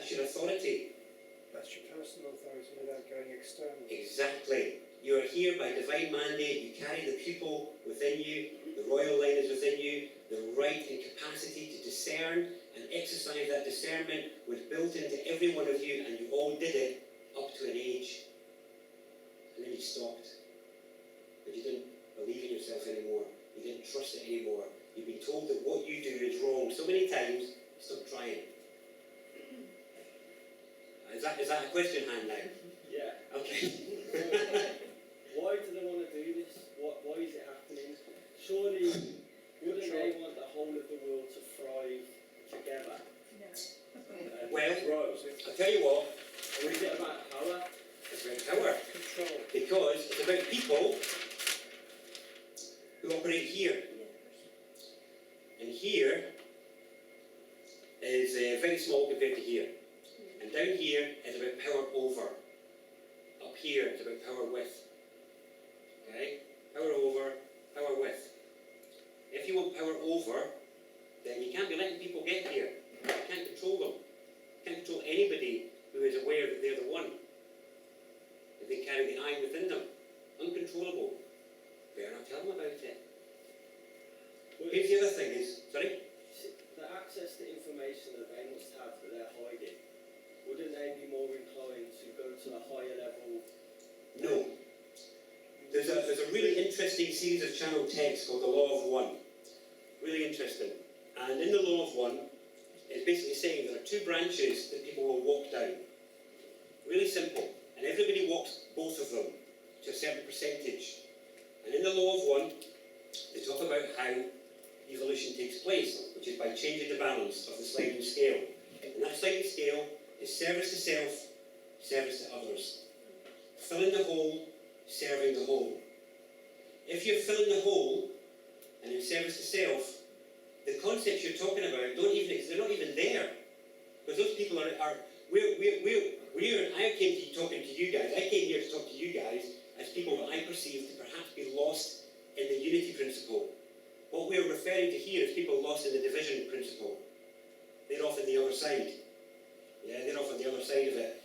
And in service to self will only get them so far, but it only works with power over, because these people don't really have that much personal power. You know? Now the thing is, we can muse over the motives and the aspirations of these individuals, but the reality is, everybody in here dresses differently, looks differently, and you all perceive differently, you all value different things. I cannot presume to know what you find important and value. I cannot presume to know. I can guess and think I'm guessing, but I'm really projecting as to what might be the motives of others. One thing is true, you can never know what's going on in another human being's mind. Never. You know? And the point is, we are as diverse as the universe. So the issue here then is, rather than trying to second guess their motives, is just get on with your own. They're following their story based on what they believe. Don't compare. Don't waste your time musing about the bizarreness of their motivations. Get on with your own. That's the key. This is because otherwise what you're doing is you're living somebody else's story, and you're living your life in response to somebody else's story, rather than being internally motivated. Because the reality is, we're all born peering in a different angle. We're all born peering in a different direction. You know, and we have to own that. This is the uniqueness of being the one. You know, the uniqueness of that oneness within you, that I within you, is that nobody can tell you. Nobody can tell you. So here's the unity principle. The unity principle is about we and us, and we the people. Okay? But no change in the world can happen with that. Right? Because here we are, this is all unity. Right? We're all in we here. We're all in acceptance and inclusion. There's a couple of people that are now moving on because they've got other plans and all the rest of it. Not because we decided they were going to go, but because inside them they were like, I need to go home to my bed. I'm bored of hearing this guy. I want to go to the toilet. Because the change comes from I. They didn't glance over at you before they left to say, is it alright if I go? They weren't in that collectivism. It was like, I'm getting out of here. I'm cold, I'm going to put a jumper on. I want a fag, I want a drink. That change comes from I, and it only comes from I. This change from we thing is part of the poison. Okay? Here's the interesting thing, that collectivism of we and us and all the rest of it, it's essentially cancer. It's boundless, borderless, homogeneous. homogenised sameness. So many people I know that are exercising the unity principle want everybody doing yoga, drinking green juices, meditating, and being vegan, all the rest of it. Now, don't get me wrong, I've got nothing wrong with any of those choices, but I do have a problem with the belief that all humans should be doing it. I have a problem with the projection of their personal values onto others, and then the abuse and punishment of others because of those personal choices. Rather than accepting personal sovereignty, personal choice, knowing that the one moves through all of us and that actually got something to learn from the points of others. But I can't know what you've got to teach until you claim it and say, I value this and I've got this to say about it. But it comes from I. And this is where the masculine comes in for all of you, because it's the electrical in you. The electrical in you that wants to take charge of a situation and say, I do not accept. I discern this. I have received and welcomed and included all your points and all your lines, world, and here are my points. That's when you become a player. Is when you're coming from I. You don't need somebody else to cozy up with. You don't need to lean on somebody else. You don't need to be in a little codependent bubble or part of a little gang. You're internally motivated to get up and bring change in the world without needing to check in with anyone else. That's personal sovereignty. That's the one. That's the returning one in you. That's what I'm here for. This is the hunting tartan of my mum's family, because I'm hunting the one. I see it in pupils everywhere, and I'm like, come on, where's the one? Where is it? Come on, I know it's in there, I know you're bubbling inside somewhere, but when you own it and let it out, that's the key. And this is where we come back to spasms, because the one thing that stops people acting from the I and drawing their lines is because they're afraid of what the spasms are going to look like. Because the last time they let it out, it wasn't pretty. And we judged ourselves badly for it. Whereas really, we need to change the way we're judging our actions, to be compassionate and recognise that the one thing we need to become dexterous and skillful with all of these bodies, one at a time, 10 years each, the one thing we need is space and time to get good at it. It took you a year to just make your body walk, but it took you 10 years to get good at it. It took you a couple of years to learn how your sex organs function. But how long does it take to get good at it? Thank you, conscience. There you are. It's the same with all of our aspects, though. Yes. Well, I hear what you're saying. The thing is, But in the lower part, it's the lower self. Isn't there the aspect of rejection? Society rejecting non-conformists. of course, now you've hit the crux of it. This is the crux of it. This is because part of us wants to be included. Part of us wants to be welcomed. We want our change to be welcomed. But here's the interesting thing about electromagnetism.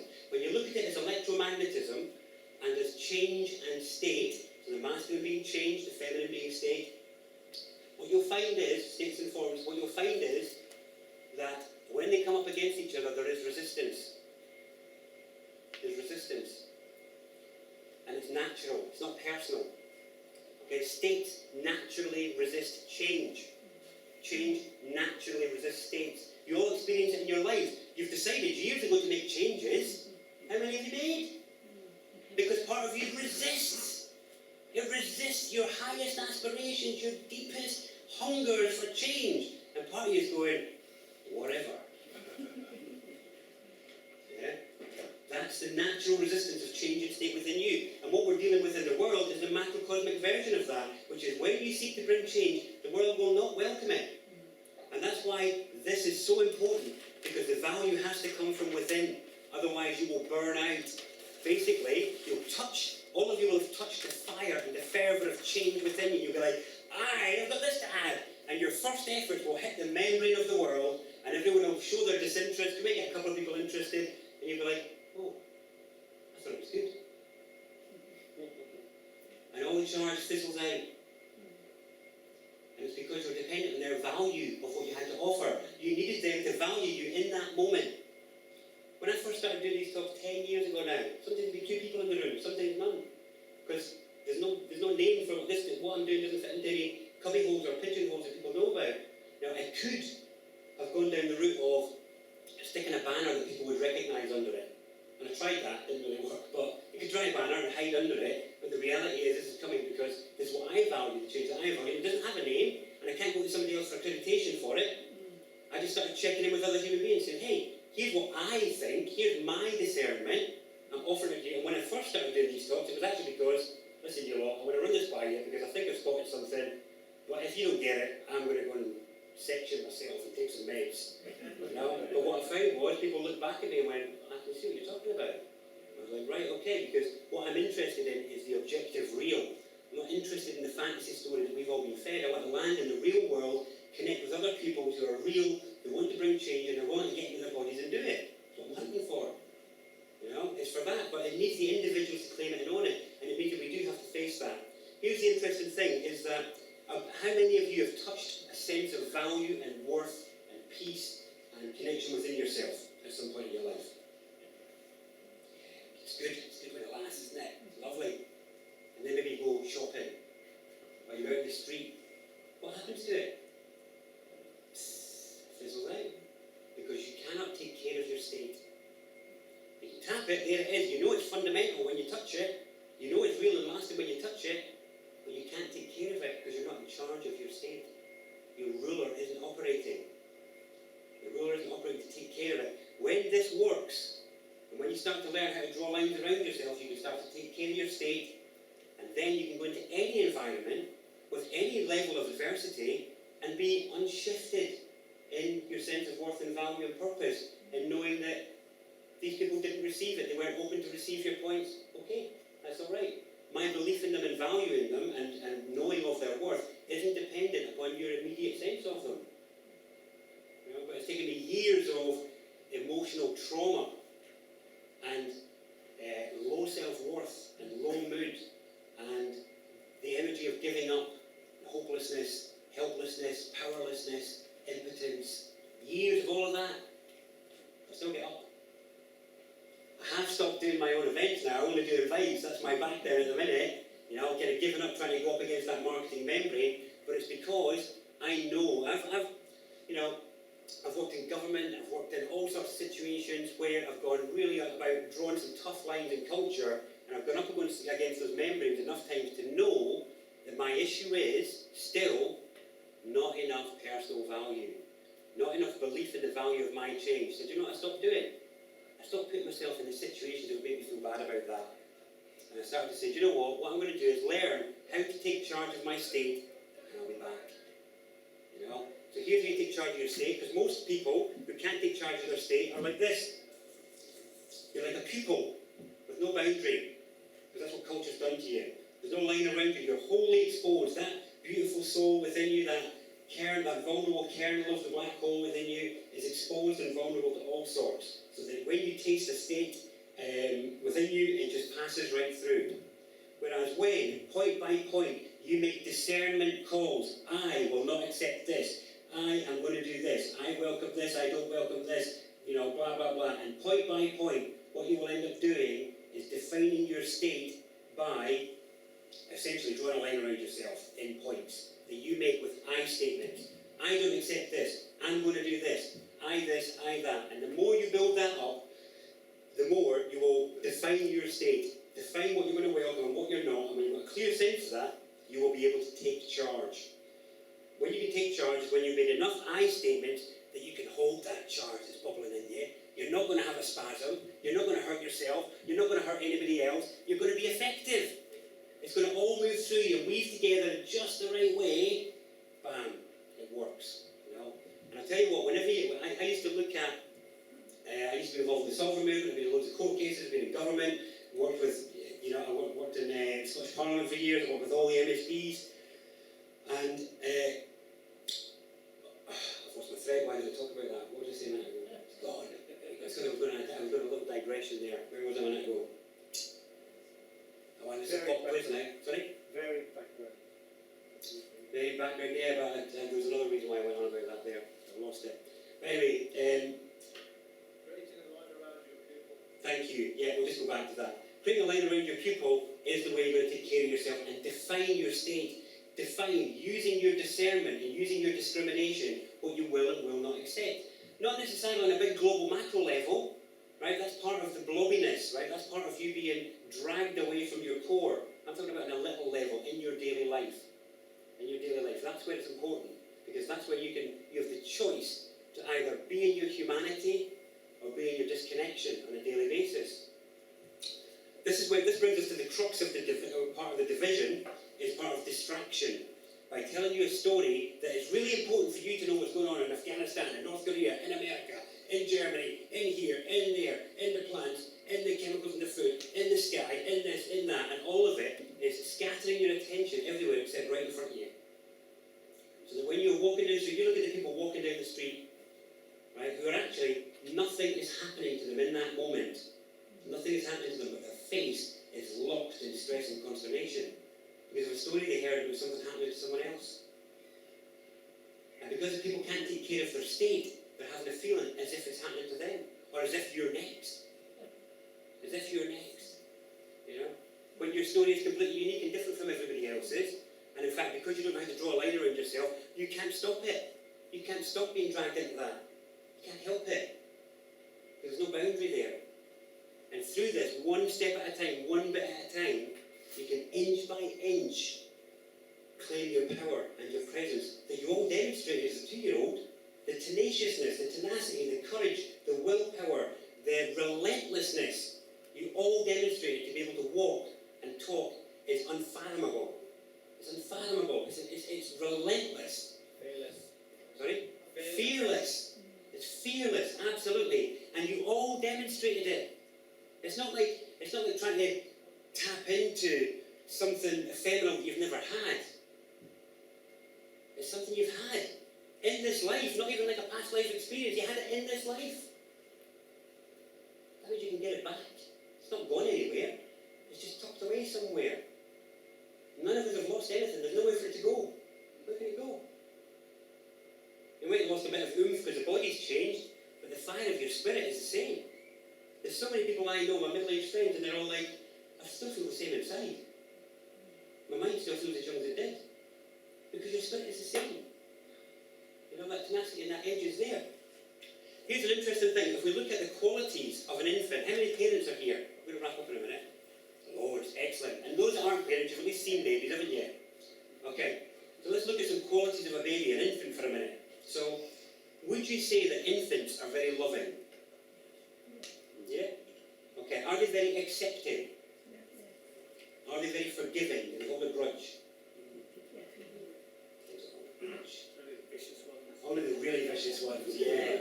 Only the ones with that caloric balance, yeah, that's right. But not as infants, not as infants. I've never seen an infant that demonstrates that, but maybe there are a few. And another one is, do they perceive much? Do they pick up on what's going on? Do they miss anything? Okay, so we just said that infants are all loving, all forgiving, all accepting, all perceiving. What qualities are these? Godly. They're divine. They're divine qualities. Every single one of you demonstrated them in this life. You were born with it. That's the soul, S-O-L-E, the one, the royal line in you that was actually walking about, believing in itself for a few years until it encountered the world. You know? Because this is the difficulty we've got here, is that our subjective reality dominates for a long while. So we're self-centered and we're the centre of the universe for a good long while. And what that means is we can tell ourselves anything about ourselves. Now my daughter, my oldest one, her mum, my partner, is from the Czech Republic, and their language has got some quirks when it translates. So it means that whenever she's saying that my daughter's a really good dancer, the way it translates is, oh, you're the best. You know? So my daughter now has this idea, she walks in places, she's like, I'm the best dancer. Right? And she's obviously, I'm telling you, she's not the best dancer. Okay? She can dance, she can wiggle her body, she's 7 years old, she's got a bit of dexterity, but the best dancer, up for question, you see. But the point is, in her personal reality she is, in her subjective reality she is, until she bumps into another I, until she bumps into another one. And that's the challenge we've all got, is because we have all these stories we tell ourselves about ourselves. I'm the king of butterflies, me. Yeah. Until I bump into somebody else who says, no, you're not. Not my world, you know. the universe until we bump into another one. And this is the great mystery. This is the great challenge. This is the great thing that should humble all of us and open us up to know that we haven't got the whole story. We've really got just a small piece. We've got a disease in our culture that I call know-it-allism. Know-it-allism. Everyone's a know-it-all these days, you know. And in actual fact, if we really open ourselves up to listen to others, we'll find out that we're not, you know. And this is that balance of unity and division, of subjective and objective. And so what we have to do because your point was very relevant, and that is that I know everybody here has tried stuff and failed in that membrane of trying to bring change. And of course, we fall back on ourselves a bit. But the key is, like, how long do we give up? How long do we stay that way? It's a choice. And you can spend your whole life letting that just go by until I decide I'm not going to take it lying down anymore. Until I realise my life is not infinite, like all the New Agers told me, and the vice of time is pressing up against me, and if I want to bring some change, I better do it soon. That's the one, that pressure is going to come up on all of you, you know, the pressure of time, of mortality, and to me it should be a fuel. So the last thing about change is, or the change in state thing, is that be prepared for tension, be prepared for resistance, know that it's going to be there, and give yourself both the space and the time to be inexpert, as in to not be an expert, to not be that good at it, and to kind of get better at it. Because nobody else is going to give it to you. Nobody else. By your internal measure, you must claim it. And it even applies to little things. So, how many of you might have difficult situations in your relationship, with your employer, or your employees, or your kids, that get very charged? Situations can get very charged. And here's like a really easy example of what you can do. So remember earlier I've been walking up to a few people here, because it's a very physical thing, but when you walk up to people, it's palpable. They can feel you getting close, and they're like, what's going on here, you know? Because there's a physical proximity where you can feel it. So this is because I'm coming into your space. So when you're in situations that are tense, give yourself space. Literally say, this is really intense. Don't take it personally, I'm just going to take a few steps back. Because when you take a few steps back, you give somebody else the space to be in their charge, and you give yourself the space to actually not be bombarded by it. Claim your own space, give them, and all of a sudden that tension that was there a minute ago is not there now, is it? And I'll tell you what, that applies in every single situation. I have never seen that fail. No matter how angry somebody is, no matter how upset they are, if you back away and give them space, you can converse with them. I found with some people, I do men's work with some guys, they've got a lot of stored past anger and stuff like that. Just give them the space like this, and I see you're really charged right now, really want, you just be as charged as you need to be, but I'm going to stand over here. Because then I'm not, my state is unaffected. That's one of the ways I take care of my state. Different times, just little examples. So the other indicator is whenever something bubbles up in you, because something is going to trigger you. Whenever something bubbles up in you, you need to take responsibility and act on it, because it's come from within. It's come from your feeling nature. You've got to own it, because nobody else will. You know, for some of you, it might be the way somebody spoke to somebody, it might be the way somebody treated somebody, it might be something you saw, it doesn't matter. It's about you owning what bubbles up in you, because if it bubbles up in you, that's your life responding. Your life, the substance of your life is moving, and you've got an invitation to listen to it or not. And when you choose not to listen to it, then what it means is you're telling your emotional body and your physical body, I'm not interested in what you're feeling. My mind's got this story of what's going on. And what ends up is we end up in division within ourselves. So we've got divided emotion and mind, and it means we can never bring the change we want. There's a really important thing about change. You know, let's just do one example here. So if I move this bottle here, it's a really simple example, but the world has changed, and it's never going to be the same again. Literally, bottles don't move themselves. You know, I could trash this place. In 5 minutes, I could wreck this pot. I could wreck it, trash it so it's unrecognisable. I could walk around, smash everything up in less than 5 minutes. I'm not going to. My discernment tells me it wouldn't be wise. And also, I don't want to. I do not want to do that. Yeah. We'll be finishing in a minute. That's the announcement. Shut up, you. That's what I hear. That's my translation. But the point being is that your change cannot be undone. It cannot be undone. And when you are by yourself, there's nobody policing you. There's nobody over your shoulder. There's nobody stopping you from doing the stuff that you've secretly dreamed of. But it's better to make you not believe in the value of your change in the first place, so you won't even lift a finger. You won't even be like, what's the point? What's the point? So I'm going to close on something. I'm going to close on the 4 enemies. Okay, it's a Toltec thing. which is the 4 natural enemies. They get called the natural enemies. Just to finish on this, if people are interested in this, I do a repairing the ruler course. There's loads more to this. We're just brushing it tonight, but those of you that saw other sessions, you'll know that we've covered some of the other components of it. But I've got a mailing list if anyone's interested. The thing I want to finish on is the 4 natural enemies. It's really relevant to some of the points that have come up. The 4 natural enemies are called that because nobody is immune from them. Everybody will face them, and you will face them throughout your whole life. There's no escape. That's why they're called the natural enemies. So the first one is fear. Okay? The first one is fear. It's the first natural enemy. It will stop you from bringing change. It will stop you from taking charge. It will stop you from doing stuff. Okay. The second one is clarity. Doesn't sound like an enemy, does it? This is the problem with the enemies. They're insidious. Clarity is an enemy. How can clarity be an enemy? You'd think it would be great, wouldn't it? I'm going to invite you to consider a situation where you were upset or triggered by something, but because you understood why the person did it, or you understood what was going on in their life, or you understood the variables, you decided not to act. Yeah? You say it's compassion, but if something has bubbled up in you, and you choose to value their feelings over your own, that sends a devastating, destructive, annihilating message to your emotions. It says, I value the other people more than I value you. And that little emotional self is going, I'm just going to stay in the corner then. I'm just going to stay quiet. I won't let my charge be felt. Pass me the booze, pass me the drugs, I'm going down to the pub, whatever.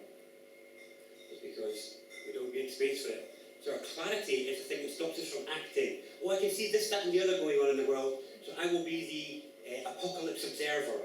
The number of apocalypse observers I know of, because of their noticealism and their clarity, they want to sit there on the sideline and judge and observe and report because they don't know how to take charge. But they kid themselves on that their clarity is their power.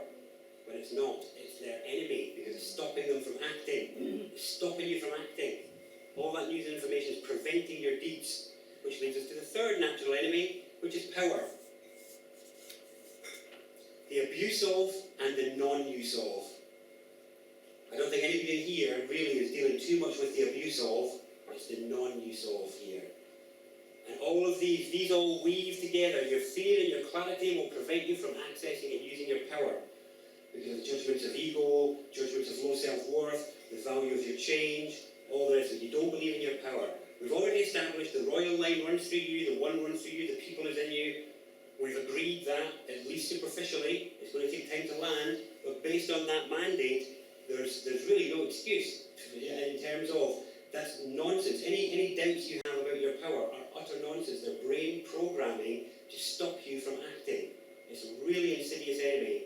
And it leads us to the last enemy, which is the one I really want to talk about because it's so relevant to the kind of energy that's been coming up in response to some of these points. And this is the enemy of old age. Okay? And as they say in the Toltec system, it always wins. But the point is, old age doesn't just happen with aging. You can face old age as a teenager.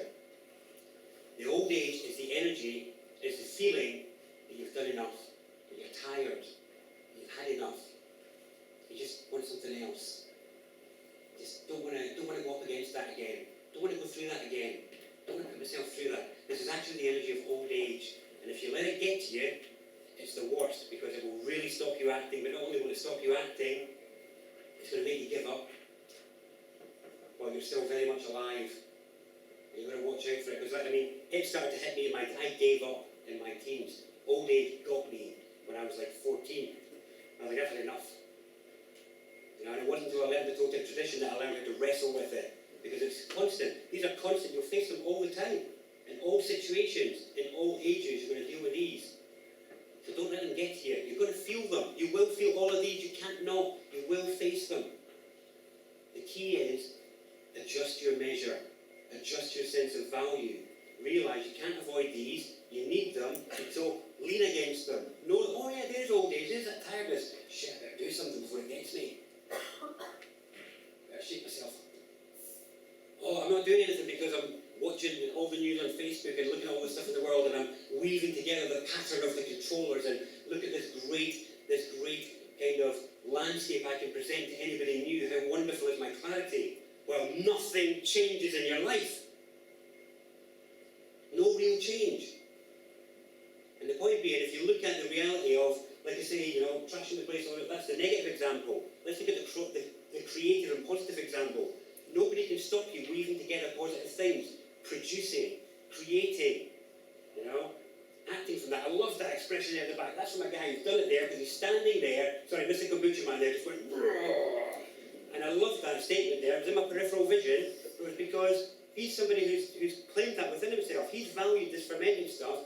Nobody's leading on it. He's here of his own volition with a bunch of stuff to offer you. Nobody's propping it up. He's here. The consequences are on him if nobody buys, But he's here because he believes in it. He believes in the value of it. But it was actually about the fact that I've just built a tree house.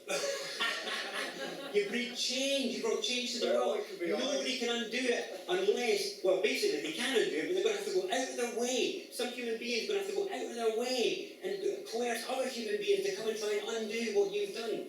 If they want to go to those lines, so be it. But you can just do something else, and do something else, and do something else. Until the day you die, every day do something else, and nobody can stop you.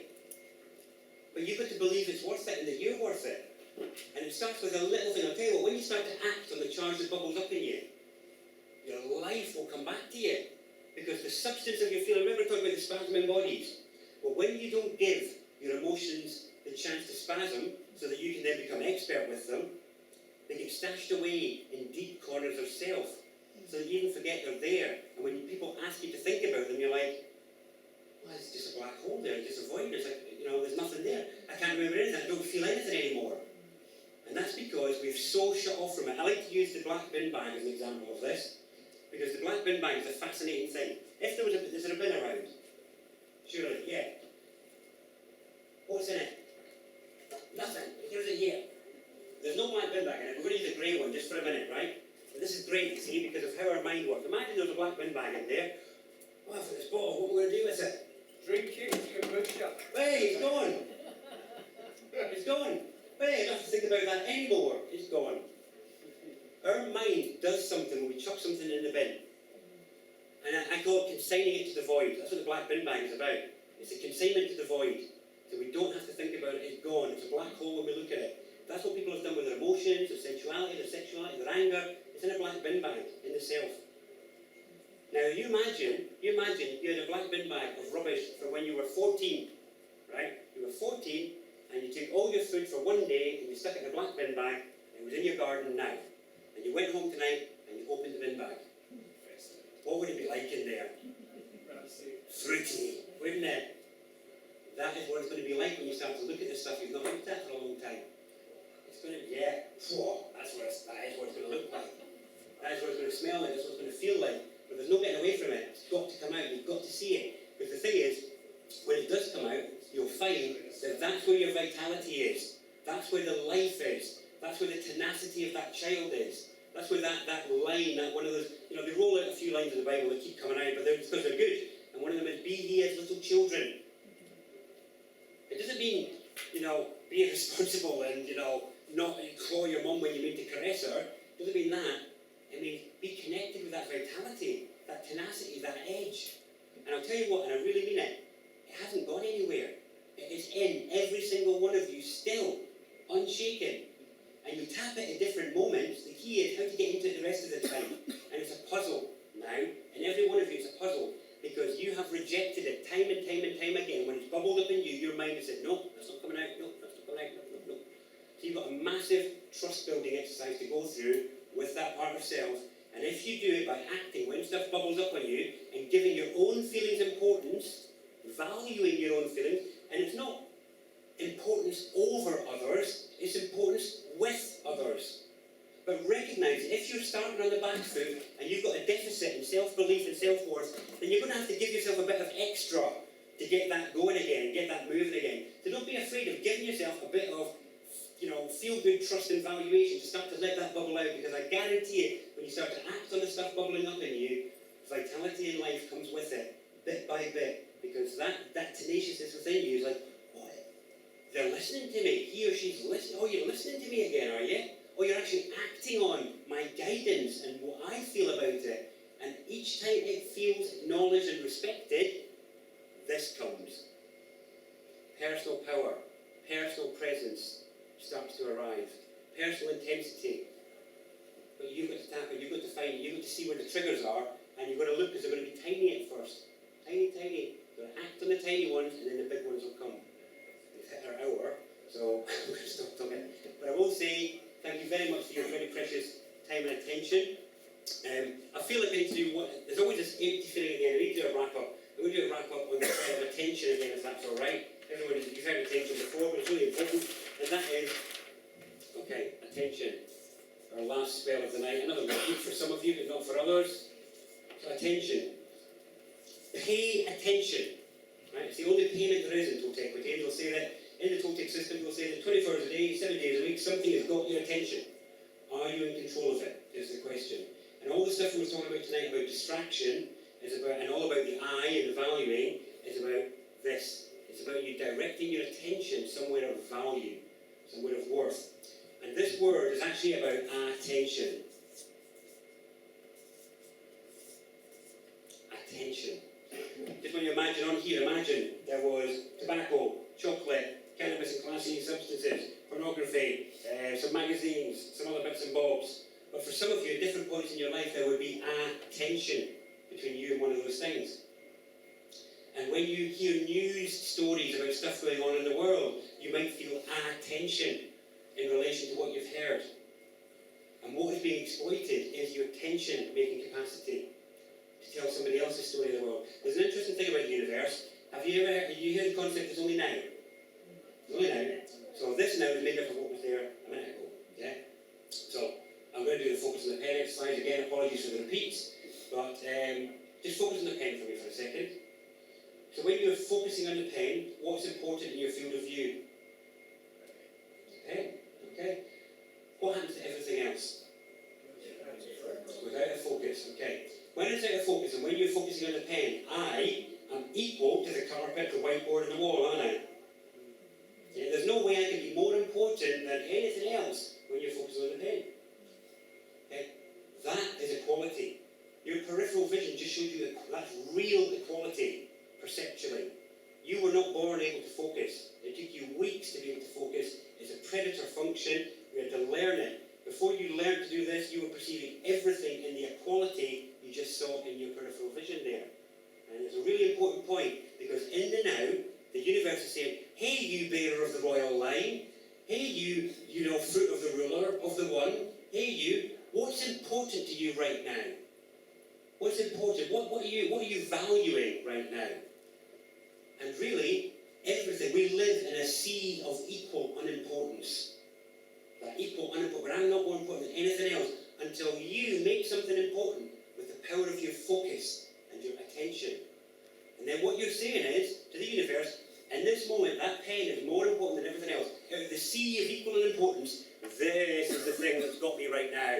Or this is important. So the universe is like, oh right, that's important to you right now. I'll weave that into the next now for you. Now the problem we have is that you're being exploited to have tension for small people with small ideas, with small places. But as long as you're making them important in a sea of equal importance, the universe is like, oh, they're important. Brilliant. I'll continue to make them important for you then. Oh, I'll continue to make them important for you. Oh, you're still thinking about them, are you? Let's just keep them in your world then for you. You know, you're being woven into somebody else's state and somebody else's story. You're being invited into somebody else's story of the world, and you can walk in a different direction. The world is huge. There are many stories going on. You need to claim your own and walk a different way. Leave that world behind, because it's a choice to be a part of it. It's an invitation. You don't have to accept the invite. You were dragged into it as a child. You can use your discernment and your discrimination to say, do you know what? I no longer accept that. I no longer value that. I don't need to be in conflict with it though, because I don't need power over you, and I don't need to prove anything to you because you're not that important to me. I'm going in a different direction. Cheers, see ya. Go do some sculpture or do some creativity or do something like this. And piece by piece, bit by bit, if everybody did that, the right changes would happen in the world. The problem we've got is we've got a prima donna complex where basically everybody thinks they need to be massive world changers. Everybody needs to take on the Rothschilds and Trump and Brexit and Afghanistan and all the rest of it. No, you don't. Start small. And if you are meant to be that one, then step by step, your power will grow until you're able to take charge and you'll find yourself toe to toe in those arenas. And I actually think the universe is looking after us by keeping us out of those arenas, because I don't think we give a good account of ourselves until we've got dexterity with how passionately we feel about the situations and the deeds that our fellow human beings are doing.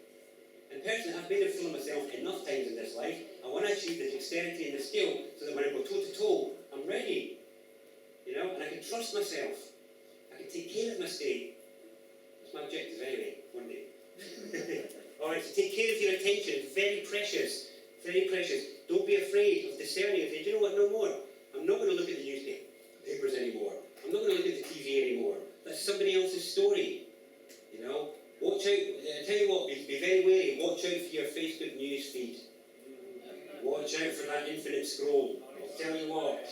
Anyway, I'm going to finish on that. Thank you very much for your attention. There's a question here. Thank you.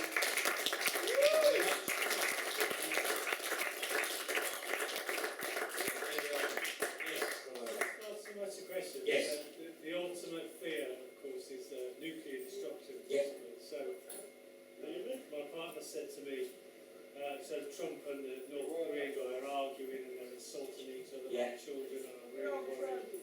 And I said, well, look, if they're going to do this, like say next week, will you spend the next week looking at them, or will you just get on with your beautiful life? And then if it happens anyway, Exactly. it will just happen. Exactly. Well, I used to say this in some of my talks where what I was interested in was, we use that exact point to say, well, I actually, at the minute, cannot stop those guys from doing that. I can't stop them doing stuff to the sky, I can't stop them doing stuff to the animals, I can't stop them doing stuff to whatever, but the problem is, what's happening is, when I make that too important, it makes me less humane in my habitat. I'm less present with the people around me while I'm making that important.